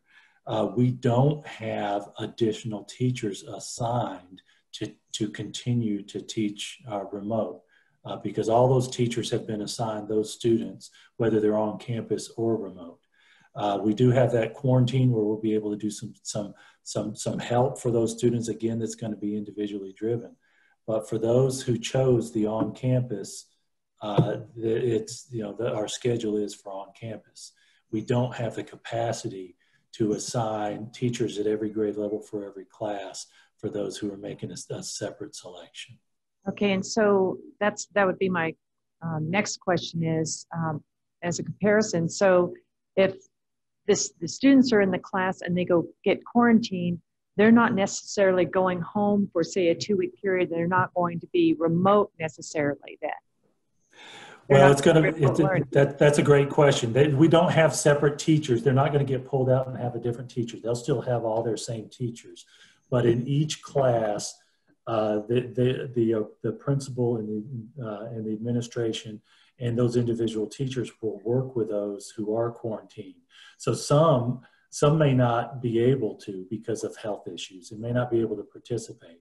But what we do know is that we already have those platforms in place, so every assignment's available. We also know that we're recording and we'll continue to record key assignments. So there may be some ability for those teachers, to use your term, remotely. They may be able to spend some time at different times if they're not at the doctor's office, et cetera, where they'll be able to keep up in that way. We're also going to give the possibility of participating with audio as that teacher is in the class with those students who are on campus. And I'm going to invite Dr. Royer and Dr. Webb to share some of those other details, because we spent a lot of time talking about the importance of putting those individual students first and finding ways to maximize their experience, knowing that we can't just create a one-size-fits-all for them, because some of them are going to be quarantined, some of them are going to have health issues, some of them might have an access issue that we had originally resolved by having them on campus, but suddenly they're quarantined and they can't be there. I mean, it's going to be very complex and individually driven. I'll be happy to speak to that, Mr. Golden. We actually have teachers who've been utilizing our current technology for quite some time to help educate students who have to be out, or to educate students who need to see the content delivered in a different way, or an additional time in addition to what they've already gotten in their regular classroom instruction. So utilizing our smart boards as an example, and recording instruction using flipped classroom kind of videos. To help with that communication, our teaching, learning, and assessment department is actually going to be producing a communication over the next week and a half that we'll send out through our communications department to help families understand a little bit more about all those different types of technology that their students may be exposed to as students at home, the different kinds of things that we'll utilize to upload into Schoology for them to access to keep education going for them for that 2 weeks that they may be quarantined or absent for other reasons. Okay, I appreciate that. Thank you so much. Mm-hmm. Thank you. Our next board member is Mr. Wimberly, and then Mr. Welch. Mr. Wimberly? Yes, thank you, Mr. Chair. I guess at the risk of sounding like the crusty old gray bearded man who really needs a haircut, which I guess I am, I do have something to say really to the community. And it is that I understand the situation is hard. We're all concerned about our kids, our jobs, the health of our families, the well-being of the county, even the well-being of the country. This is a bizarre, tough time. I understand we're all stressed, and some of us are, quite frankly, angry. And some people are angry at our school system. I get it. I understand it. But I would like to offer this advice, and I guess make a request. If you're angry at us, please do not take it out on our staff and central office and in our schools. They're operating under extremely challenging conditions, and they're all stressed and concerned. If you want to be mad at the school system, then be mad at the school board, not the staff, and express your anger to us if you must express it. We're all thick-skinned, and we need to hear what you're thinking, even when you might be angry. But please give our staff respect, and that includes our superintendent. He's operating under a reopening plan that was approved by this board. It may not be a perfect plan, and some things may be confusing about it, but he's got a real tough job and a real tough situation. And I'm sure he would say the anger doesn't bother him, but again, I'm just going to say I think it's misdirected. Tell him what you think, but please bring your anger to the board. And I guess finally, the thing I would say is, regardless of what happens, this is going to be a tough school year. The whole school year is going to be tough. It's going to be very tough. But I guess I have a lot of confidence in the fact that we are the Williamson County school system. We are Williamson County, and we're going to get through this. And so I would appreciate your cooperation on that. And board, I've got an idea. Why don't we make Gary Day on August 27th, a holiday for everybody? Okay, bad idea. I liked it. Why don't you take the day off, Gary? Okay, thanks. All right, Mr. Welch. Thank you. So I had a question about what happens if child needs to quarantine from the class, but I think Dr. Webb, you answered that. So that's absolutely fabulous. The other thing I had, just kind of in line with what Rick had said, is we're all very excited about the opportunity to go back to in-person class. We had said from the beginning that that was the goal, that was the ideal, and we're going to follow our reopening plan, the reopening plan this board voted for, and we have.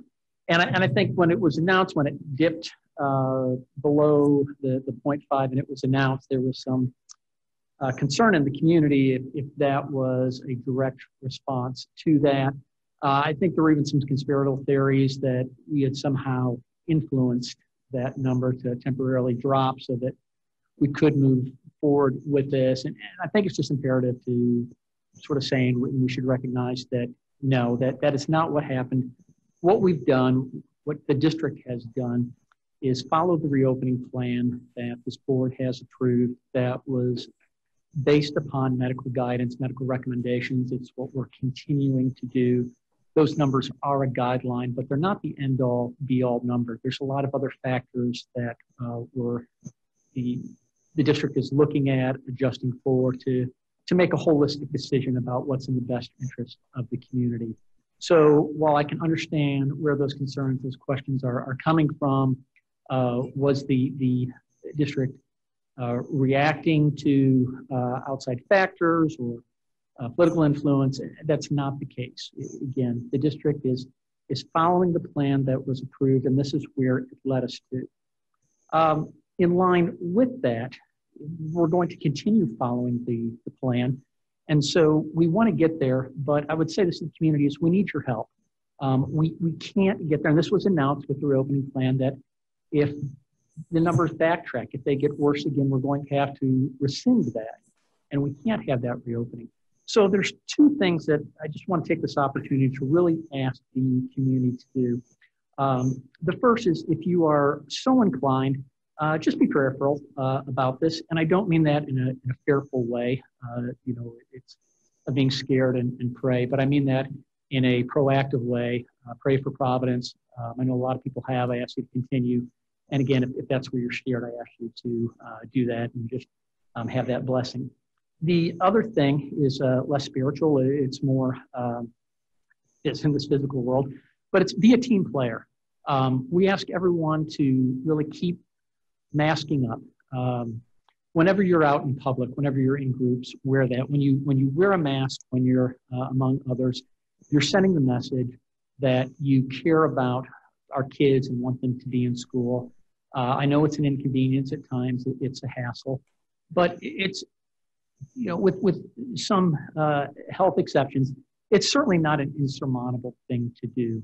So that's the other thing that I would ask everyone to do is just, please continue making that very small sacrifice so that we can get there as a community. We can put those kids in class and we can keep our teachers safe, our staff safe, and families safe, and everyone else, because that's a very big thing to us as well. It's a very important part of the process.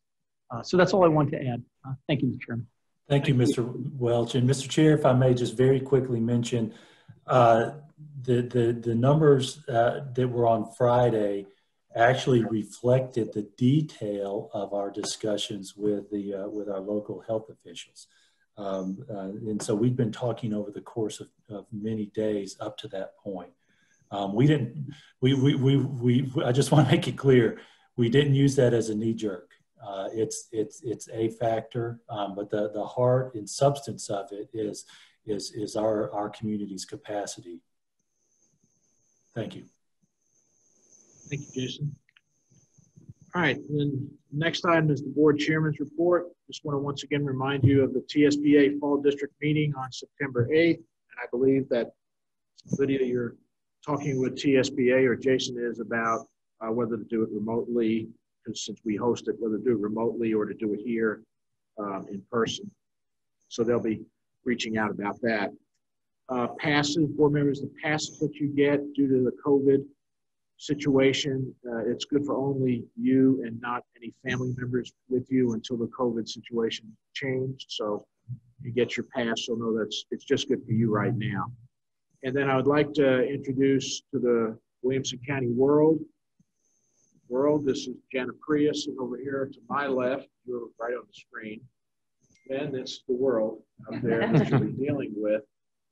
So she is taking my place in the 5th District, so I know she'll be very responsive to listening to people, and she's already been following us, and other board members have already welcomed her with 2 nice long meetings. So, yeah, right. Anyone have any questions for me at this point? Okay, I see none. Then the next item is the approval of the superintendent's goals and objectives. At the work session, we talked about this, is that it's part of our requirement to have goals and objectives laid out for Mr. Golden. And I'm going to read those. There are 4 objectives that we talked about, so I'll read them real quick so they're on the record. The following are proposed superintendent goals for 2020-2021 to lead a district through the COVID-19 pandemic with sustained instructional services through the 2020-2021 school year, making appropriate adjustments to plans based on new information that develops through the school year. Number 2, to improve communication with stakeholders through the 2020-2021 school year. Item number 3, to review the WCS strategic plan based on the impact of COVID-19 and revise administrative action steps and time schedules to address progress towards strategic plan goals in light of COVID-19. And number 4, to prepare a 2021-2022 budget that addresses changes in highest needs evidence and brought on by COVID-19. So if we could get a motion to get discussions on, get a motion on the floor so we can have discussions. We'd like to make a motion for this. We have a motion from Mr. Hall. We have a second from Mr. Welch. Okay, anyone have any comments or questions? Any discussion on the goals? Mr. Golden, of course, you're always welcome to chime in here. Mr. Mitchell has his hand up. So Mr. Mitchell. Thank you, Mr. Chairman. I'd like to be on the record of saying I'm okay with these goals, but I would absolutely want these goals to be included as part of the evaluation process that we use for Mr. Golden. As I had stated that this previous year, I was kind of disappointed that we did not do that. So what I would like to make sure that we get Mr. Chairman, whoever replaces you, maybe we can get the board secretary to help facilitate having this discussion a couple of months prior to the superintendent's evaluation. Okay, Mr. Golden, you want to speak to that? Mr. Chair, I agree with that. Of course, last year's goals were actually a hanger-on from the previous superintendent. I took those to heart, but I very much appreciate that you'll have some specific ones for me, and I agree that it needs to be part of the evaluation. Okay, any further discussion on this one? Okay, we have a motion and a second. And Ms. Glenn, could you call the roll, please? Angela Durham. Yes. Dan Cash. Yes. Elliot Mitchell. Yes. Brad Fiskus. Yes. Gary Anderson. Yes. Jay Galbraith. Yes. Sheila Cleveland. Yes. Candy Emerson.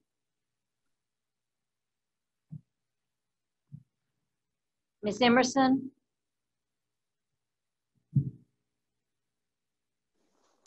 Okay.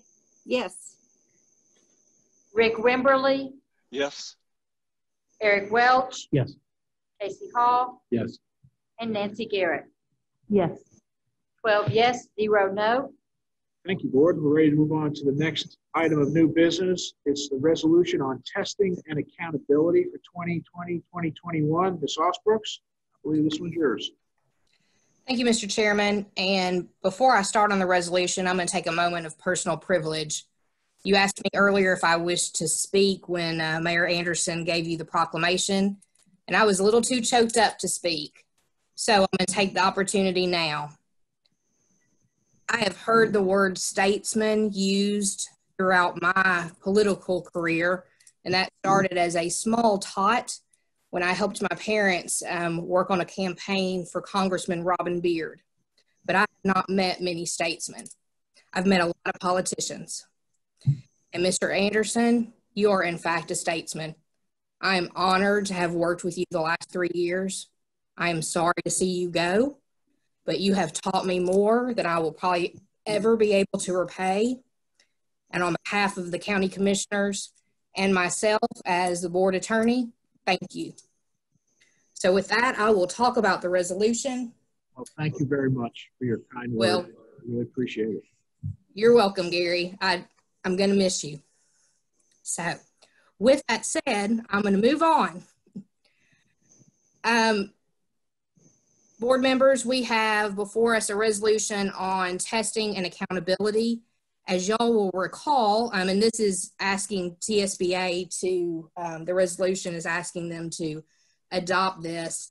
As you'll recall, in April of 2020, there was a public chapter that was passed and signed into law by Governor Lee. And that particular piece of legislation removed the requirement for TN ready testing, end of course exams, and other related testing and assessments. It also suspended student growth measures for teachers' evaluations, some other teacher evaluation exemptions, and allowed the state board to promulgate some rules. This established a precedent for suspending standardized testing as the pandemic situation warrants. As board members, you know, as we've been discussing all night, we are still in the midst of COVID-19 global pandemic. What this resolution does is ask that the measures that were carried out 2019-2020 school year be carried out for the 2020-2021 school year. Staff obviously would recommend approval, and I'm happy to answer any questions if there are any. Yes, Ms. Garrett. I have a question. This might be for Jason, but when is the last year that we successfully completed state testing? So I think I could walk back through. Wasn't this past year? Wasn't we had 1 year, the year before, where we completed it. The year before we did not. So I would argue that the longitudinal data is where there's a really big gap in the value in some of this standardized state testing. Longitudinal data is a term I know you guys know that educators talk about, figuring out where cohorts go and where the growth is from year to year, either with those cohorts or with particular grade levels. And I'm convinced this year you're not going to get value out of that either, because how are we going to compare this year to next year or the year after? So what was the exact year? If I'm not mistaken, 2 years ago, the tests were all completed. The year before that, they tried to do it online and it failed. And so we actually had 1 year in between. So we've had 2 bad years out of 3. Because one of the reasons that has been communicated to proceed with the testing is to, provide comparative data. Yeah, I just don't see it for this year because it's such an unusual year. Thank you. Okay, would anyone like to make a motion? Get this, Mr. Welch with a motion, Mr. Fiskus with a second. Any further discussions on this one? Questions, comments? Mr. Welch? I just want to kind of put out there that I think this would be a good thing for the public to weigh in on. No matter where you stand on the issue, all of our parents, I would love for you to communicate with the governor whether you are in support or opposition to conduct TCAP testing this year. Obviously, the Board of Education has their own opinion, but I would encourage our parents to share theirs as well. Mr. Fiskus? To be clear, we're going to, once we approve it here, will we send it directly to the governor, or will it go to TSBA first in the convention to be sent together, or what's the plan there? I think that's our choice, how we want it to go, to TSBA or the governor, whatever. I know that part of the reason that Mr. Wimberly worked behind the scenes on this with Ms. Osbrooks to talk with TSBA about getting it on the agenda in November. So either Mr. Wimberly or Ms. Osbrooks, what was the initial plan? Is to get it to the TSBA first, or to get it to the governor's office? So, I'm sorry, go ahead. Go ahead, Mr. Wimberly. I would say both. I agree with that, Mr. Anderson. My recommendation would be to send it to TSBA, send it to Governor Lee, as well as our legislative delegation. Okay, thank you. Mr. Galvin? Yeah, thank you. That was going to be my recommendation as well. I talked to Representative Whitson back in May and asked essentially the same question, and I forwarded you guys the response that we ultimately got from the House Education Chairman, and his response then was really the legislature's largely their response now, which is, well, we're just going to wait and see what everything looks like. And my point then was that, no, you don't understand how the school year works, right? Like, we're having to pace ourselves based on only being able to have, 3 and just a little bit, 3 plus maybe maybe a week or so of preparation for the test. And we have to do our whole scope and sequence based on that. Plus we're making up a missed virtually 9 weeks of last year. And so we're having to change our complete year, the teachers and planning for that. Whereas if we knew that we weren't going to have testing, then we could space everything out. We could make sure that we incorporate everything that we lost. And I just don't think that they're thinking about that. They're not educators. They're not thinking like educators. They're thinking like politicians that need the accountability. And to Nancy's point, because we always agree, right? That we need to. I mean, the fact that they need the accountability is kind of laughable, given that 3 out of the last 5 years we haven't had test data, especially had test data by the end of the school year to get grading to make it count for student grades and teacher evaluations. And if I may, Mr. Chair, address that last point that Mr. Galbraith made. We are driven on a lot quicker pace than what these annual standardized tests do for us. We have a lot of formative assessments where we intervene with students through the course of the school year.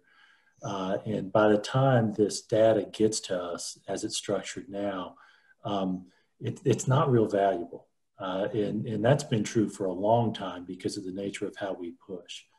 And so that's a big factor. And I get the accountability piece, but that arguably is all that it is, because by the time this data comes in for us, we're well past the need. Yeah, good point. Excellent. Anyone else want to speak on this? Okay, we have a motion and a second. Mr. Gold and I have been, not on purpose, but accidentally omitting you from your recommendation. I'm assuming this is your recommendation on this resolution. Recommend approval. If we go ahead then, ready to vote. Ms. Glenn, would you go ahead and call the roll? Angela Durham? Yes. Dan Cash? Yes. Elliot Mitchell? Yes. Brad Fiskus? Yes. Gary Anderson? Yes. Jay Galbraith? Yes. Sheila Cleveland? Yes. Candy Emerson? Yes. Rick Wimberly? Yes. Eric Welch? Yes, 100 times yes. Casey Hoff? Yes. Nancy Garrett? Yes. 12 yes, 0 no. We didn't honor Eric's 99 other yeses. All right, thank you. Passed unanimously. All right, we're moving on to the 2020-2021 school board budget amendments and resolutions. Ms. Holman, it's your time. I think you need to lobby to get earlier on the agenda. Ms. Holman? Yes. Usually Jason goes over them. You want to go over them, Jason, or you want me to do them? Sure, I'll go over them. Of course, the first one is carried forward reserves, as Leslie put in her detailed message. This is a regular move each year. And Mr. Chair, would you like me to walk through each one or just individually based on the agenda? I think since it's money, we need to do them individually. Is that correct, Ms. Holman? And yes, we need to vote on each one of them separately. Recommend approval for 6C1. All right, I would like to make a motion on this one. We have a motion from Ms. Garrett. We have a second from Mr. Welch. Any further discussion? Yeah, seeing none, let's go ahead and do the roll call, please. Yes. Cash, Yes. Elliot Mitchell, Yes. Brad Fiskus, Yes. Gary Anderson, Yes. Jay Galbraith, Yes. Sheila Cleveland, Yes. Candy Emerson, Yes. Rick Wimberly, Yes. Eric Welch, Yes. Casey Hall, Yes. Nancy Garrett. Yes. 12 yes, 0 no. All right, thank you. The next one is the general purpose budget amendment, Safe Schools Grant. Thank you, Mr. Chair. These are monies we receive as reimbursement for safe schools, and Leslie is recommending that we put those in the right account based on our receipts. Recommend approval. Make a motion on this one. Mr. Fiskus with the motion. Second, and Mr. Welch with a second. Any further discussion? I see none. Go ahead and call the roll, please. Angela Durham, Yes. Dan Cash, Yes. Elliot Mitchell, Yes. Brad Fiskus, Yes. Gary Anderson, Yes. Jay Galbraith, Yes. Sheila Cleveland, Yes. Candy Emerson, Yes. Rick Wimberly, Yes. Eric Welch, Yes. Casey Hall, Yes. Nancy Garrett. Yes.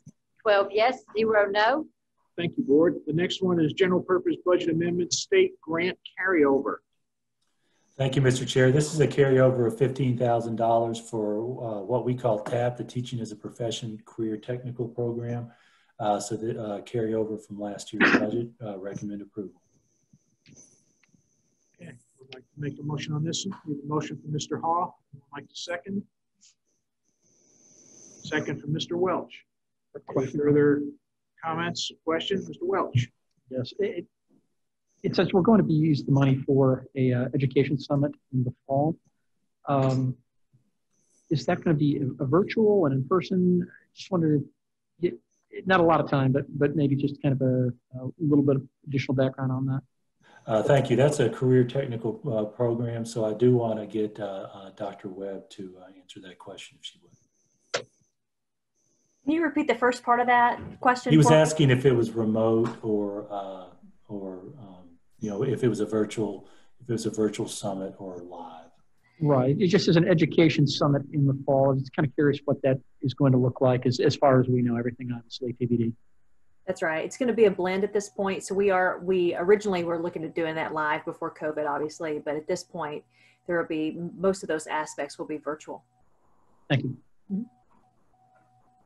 All right, we have a motion and a second. Any further questions? I see none. Go ahead and call the roll, Ms. Glenn. Angela Durham, Yes.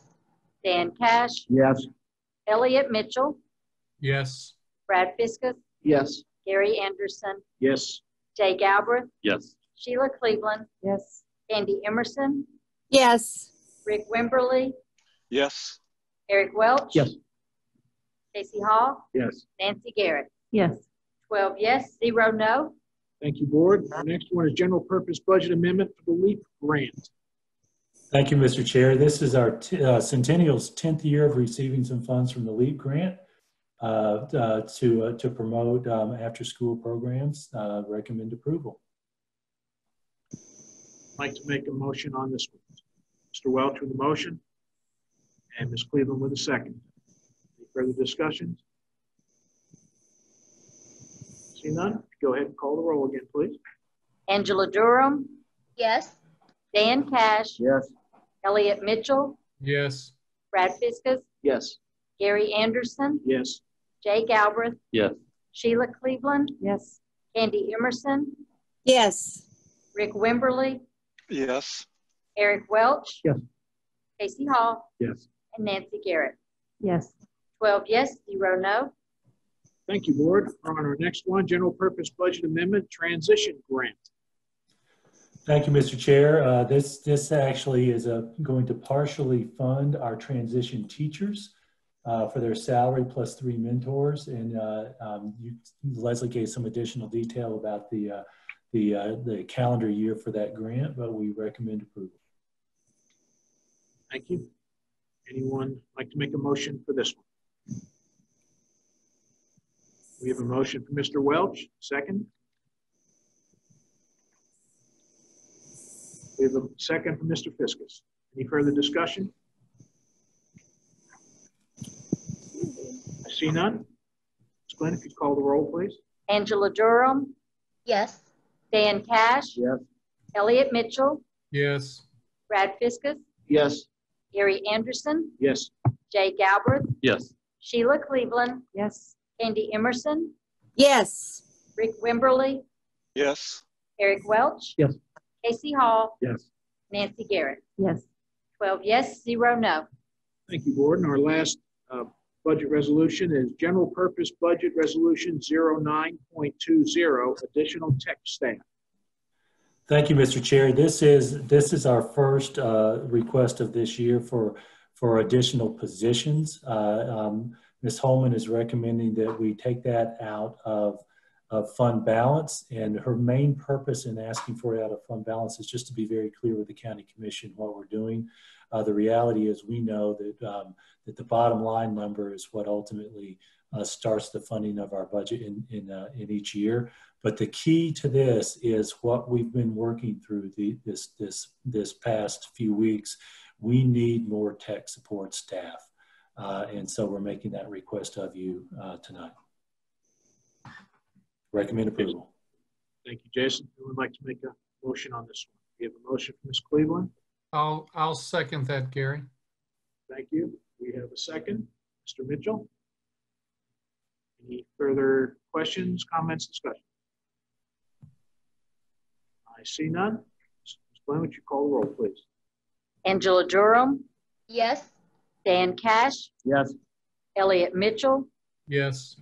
Brad Fiskus, Yes. Gary Anderson, Yes. Jay Galbraith, Yes. Sheila Cleveland, Yes. Candy Emerson, Yes. Rick Wimberly, Yes. Eric Welch, Yes. Casey Hall, Yes. Nancy Garrett. Yes. Your vote is 12 yes, 0 no. Thank you, Board. We're ready to move on to Board Policies, first reading. First one is 5.305, Family and Medical Leave. Thank you, Mr. Chair. This is first reading, of course, as you stated, for all these policies. This is our first proposed full-blown FMLA policy. As many of you know, FMLA has become a much more common discussion as a result of COVID-19, and we're following actually the TSBA's recommendation that we have a separate policy putting this all in one place. Recommend approval. Make the motion on approval on first reading.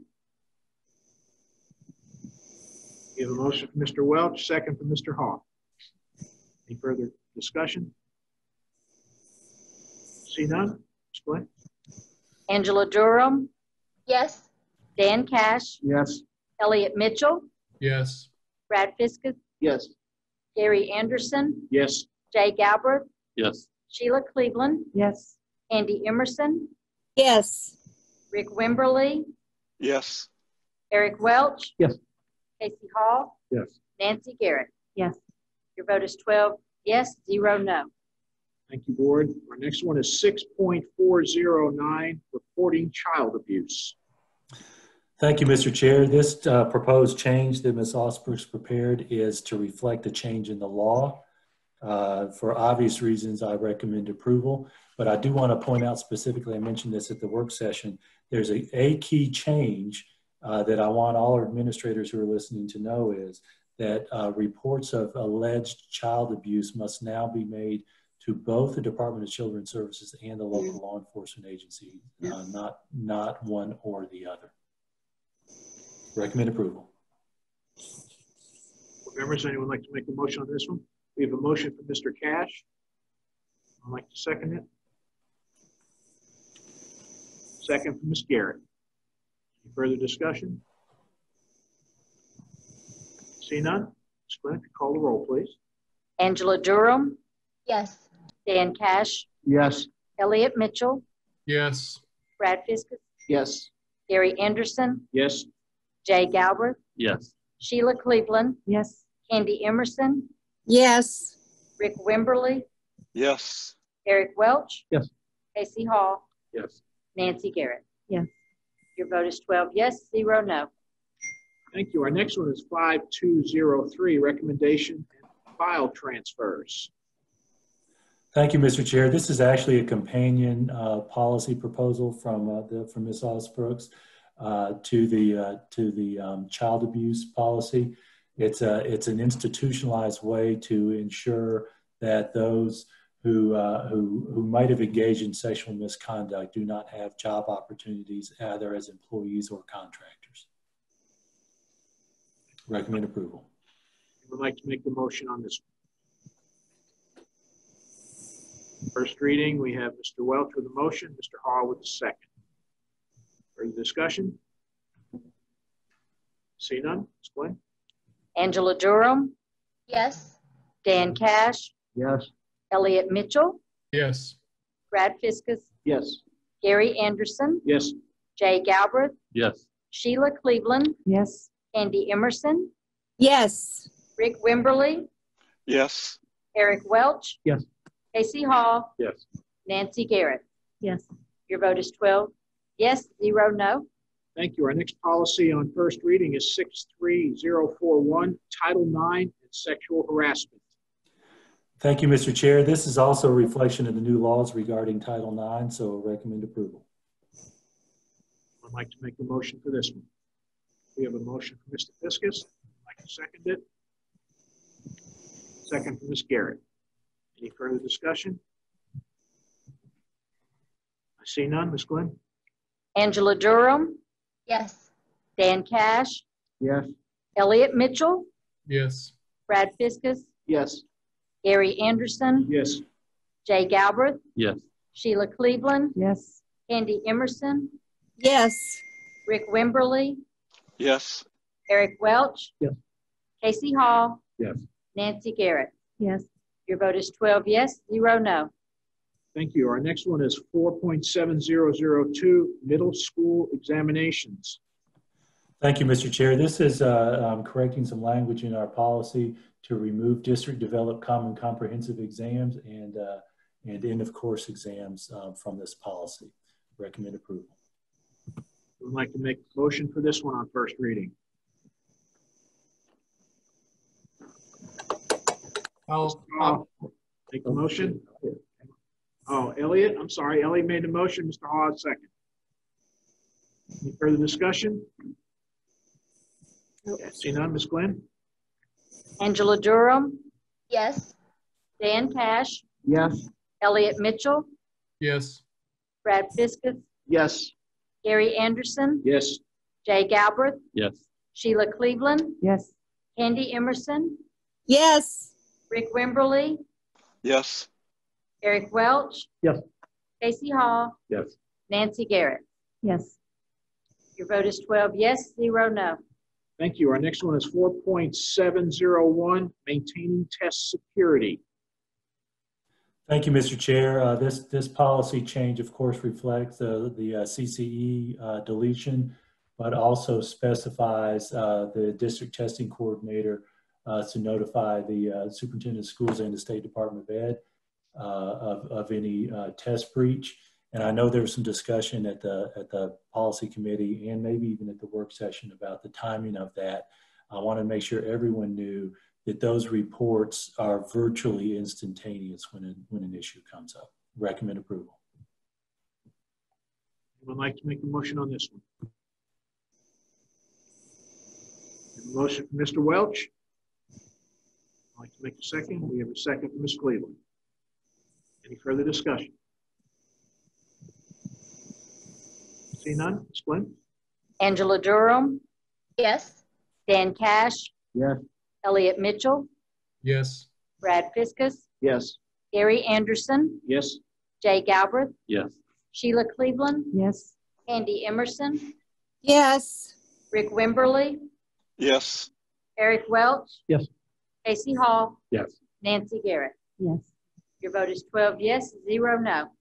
Thank you, Board. The last policy for first reading is 4.7001, semester and final examinations. Thank you, Mr. Chair. This policy language change is also removing the CCE or CCA language, but it's also specifying that there may be more than one way to do a final examination in that first couple of lines of the policy, where it could be in the form of written test, student projects, portfolio, or other assessment measures established by the teachers. So we recommend approval of this policy as well. Anyone like to make a motion on this one? Oh, I will. Ms. Emerson made a motion. Yeah. Seconded. Ms. Garrett is the second. Any further comments or questions? I see none. Ms. Glenn, if you call the roll, please. Angela Durham, Yes. Dan Cash, Yes. Elliot Mitchell, Yes. Brad Fiskus, Yes. Gary Anderson, Yes. Jay Galbraith, Yes. Sheila Cleveland, Yes. Candy Emerson, Yes. Rick Wimberly, Yes. Eric Welch, Yes. Casey Hall, Yes. Nancy Garrett. Yes. Your vote is 12 yes, 0 no. Thank you, Board. That ends the regular part of the agenda. I would like to say a few words. Mr. Anderson, if I could interrupt you for a minute. Yes, sir. Before you say a few words, we would like to say a few words, or I would on the board's behalf here on your last night. We actually have a little parting gift for you. Thank you. So I saw that. But the first thing we have here is Mayor Anderson sort of stole some of our thunder, but a House Joint Resolution in your honor that was passed by Representative Whitson, and the rest of the delegation, of course, would have been on it as well, but the legislature was not in session at the time. And I'm going to go ahead and just read that real quick. Representative Whitson wanted to be here tonight and read it in person, but of course he's doing the people's business at the Capitol tonight. So I'm going to just, a moment of privilege, if you might, but House Joint Resolution number 1243, a resolution to recognize Gary B. Anderson on the occasion of his retirement. And I'm going to skip a lot of these whereases. Whereas it is appropriate that the members of this General Assembly should honor those citizens who have performed with uncommon devotion and enthusiasm throughout their careers. And Gary B. Anderson is one such estimable person who has distinguished himself as a professional of the greatest dedication, ability, and integrity. And Mr. Anderson has been a highly respected member of the Nolensville community in Williamson County for the past 38 years. And his passion for music and arts education led him down the path of community service and toward the Williamson County Board of Education. Gary Anderson was recruited to run for public office by teachers in Williamson County who witnessed his involvement in the PTO and recreation center programs for children's sports and school programs, as a volunteer music teacher, and in the greater Nolensville community. And whereas in September of 1990, which incidentally is when I graduated high school, not on the resolution, but I just wanted to add that. Mr. Anderson was elected to serve on the Williamson County Board of Education. He has been a faithful member of the board for 30 years, 11 of which he has esteemadly served as board chairman. And Mr. Anderson's love of public education and passion for educating all students flow from his own personal satisfaction of attending school, of fond memories of being in the band and in clubs and playing sports, and wanting all children to have those same opportunities and experiences. His belief that public schools are a reflection of the community in which the students live has shaped his decision-making as he endeavored to put the needs of students first in all decisions he made as Williamson County Board of Education member. And during his tenure, Williamson County Schools has remained the top pre-kindergarten through 12th grade school district in the state of Tennessee, even while the district tripled the number of students served, staff employed, and facilities constructed. Yet perhaps Mr. Anderson's finest accomplishment while serving was his securing of music and arts teachers for Williamson County Elementary Schools. And Gary B. Anderson and his wife Joy have 2 children who attended Nolensville Elementary School and Page Middle School before graduating from Page High School, respectively, and his grandchildren who live in Williamson County attended Mill Creek Elementary, Mill Creek Middle, and Nolensville High School. Mr. Anderson exemplifies the spirit and allegiance to family and community that are characteristics of a true Tennessean. And throughout his estimable career, Gary Anderson has demonstrated the utmost professionalism, ability, integrity, winning the unbridled respect and admiration of colleagues and a grateful public.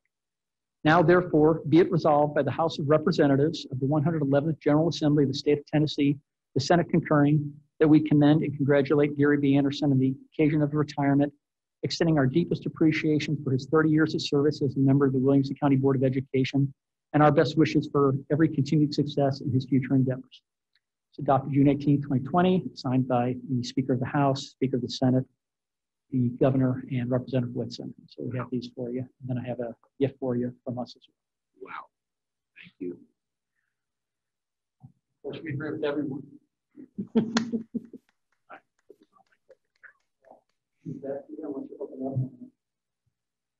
Okay.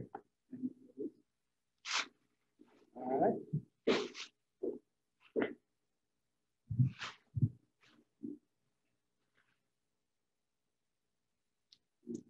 And what you are holding there, Mr. Anderson, that is a flag that I have a certificate. This is to certify that the accompanying flag of the state of Tennessee was flown from the state capitol in honor of Gary Anderson at the request of Representative Whitson, July 15th, 2020. That flag was also flown to demonstrate both your commitment to the state of Tennessee and education, also our county, was thrown over the administration complex last week. So it has been flown over both our state and county capitals. Thank you so much.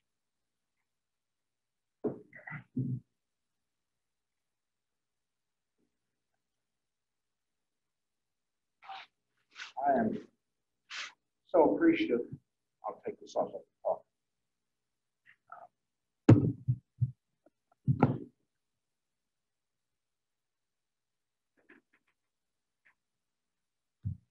I had a line I put in here. I may cry.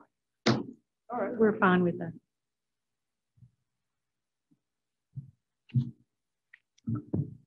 Gary, before you get started, I just want to thank you for not writing me off when I worked for you for 2 days in the 80s at the Belmont Snack Bar.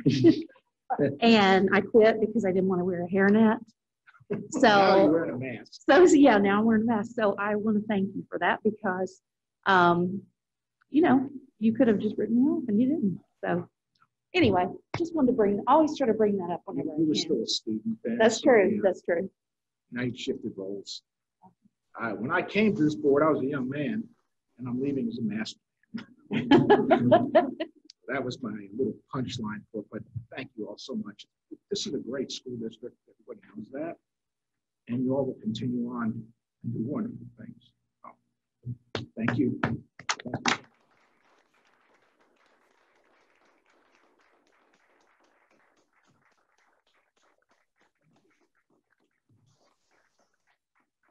To say, finally, this meeting is adjourned. Thank you. Okay, there's a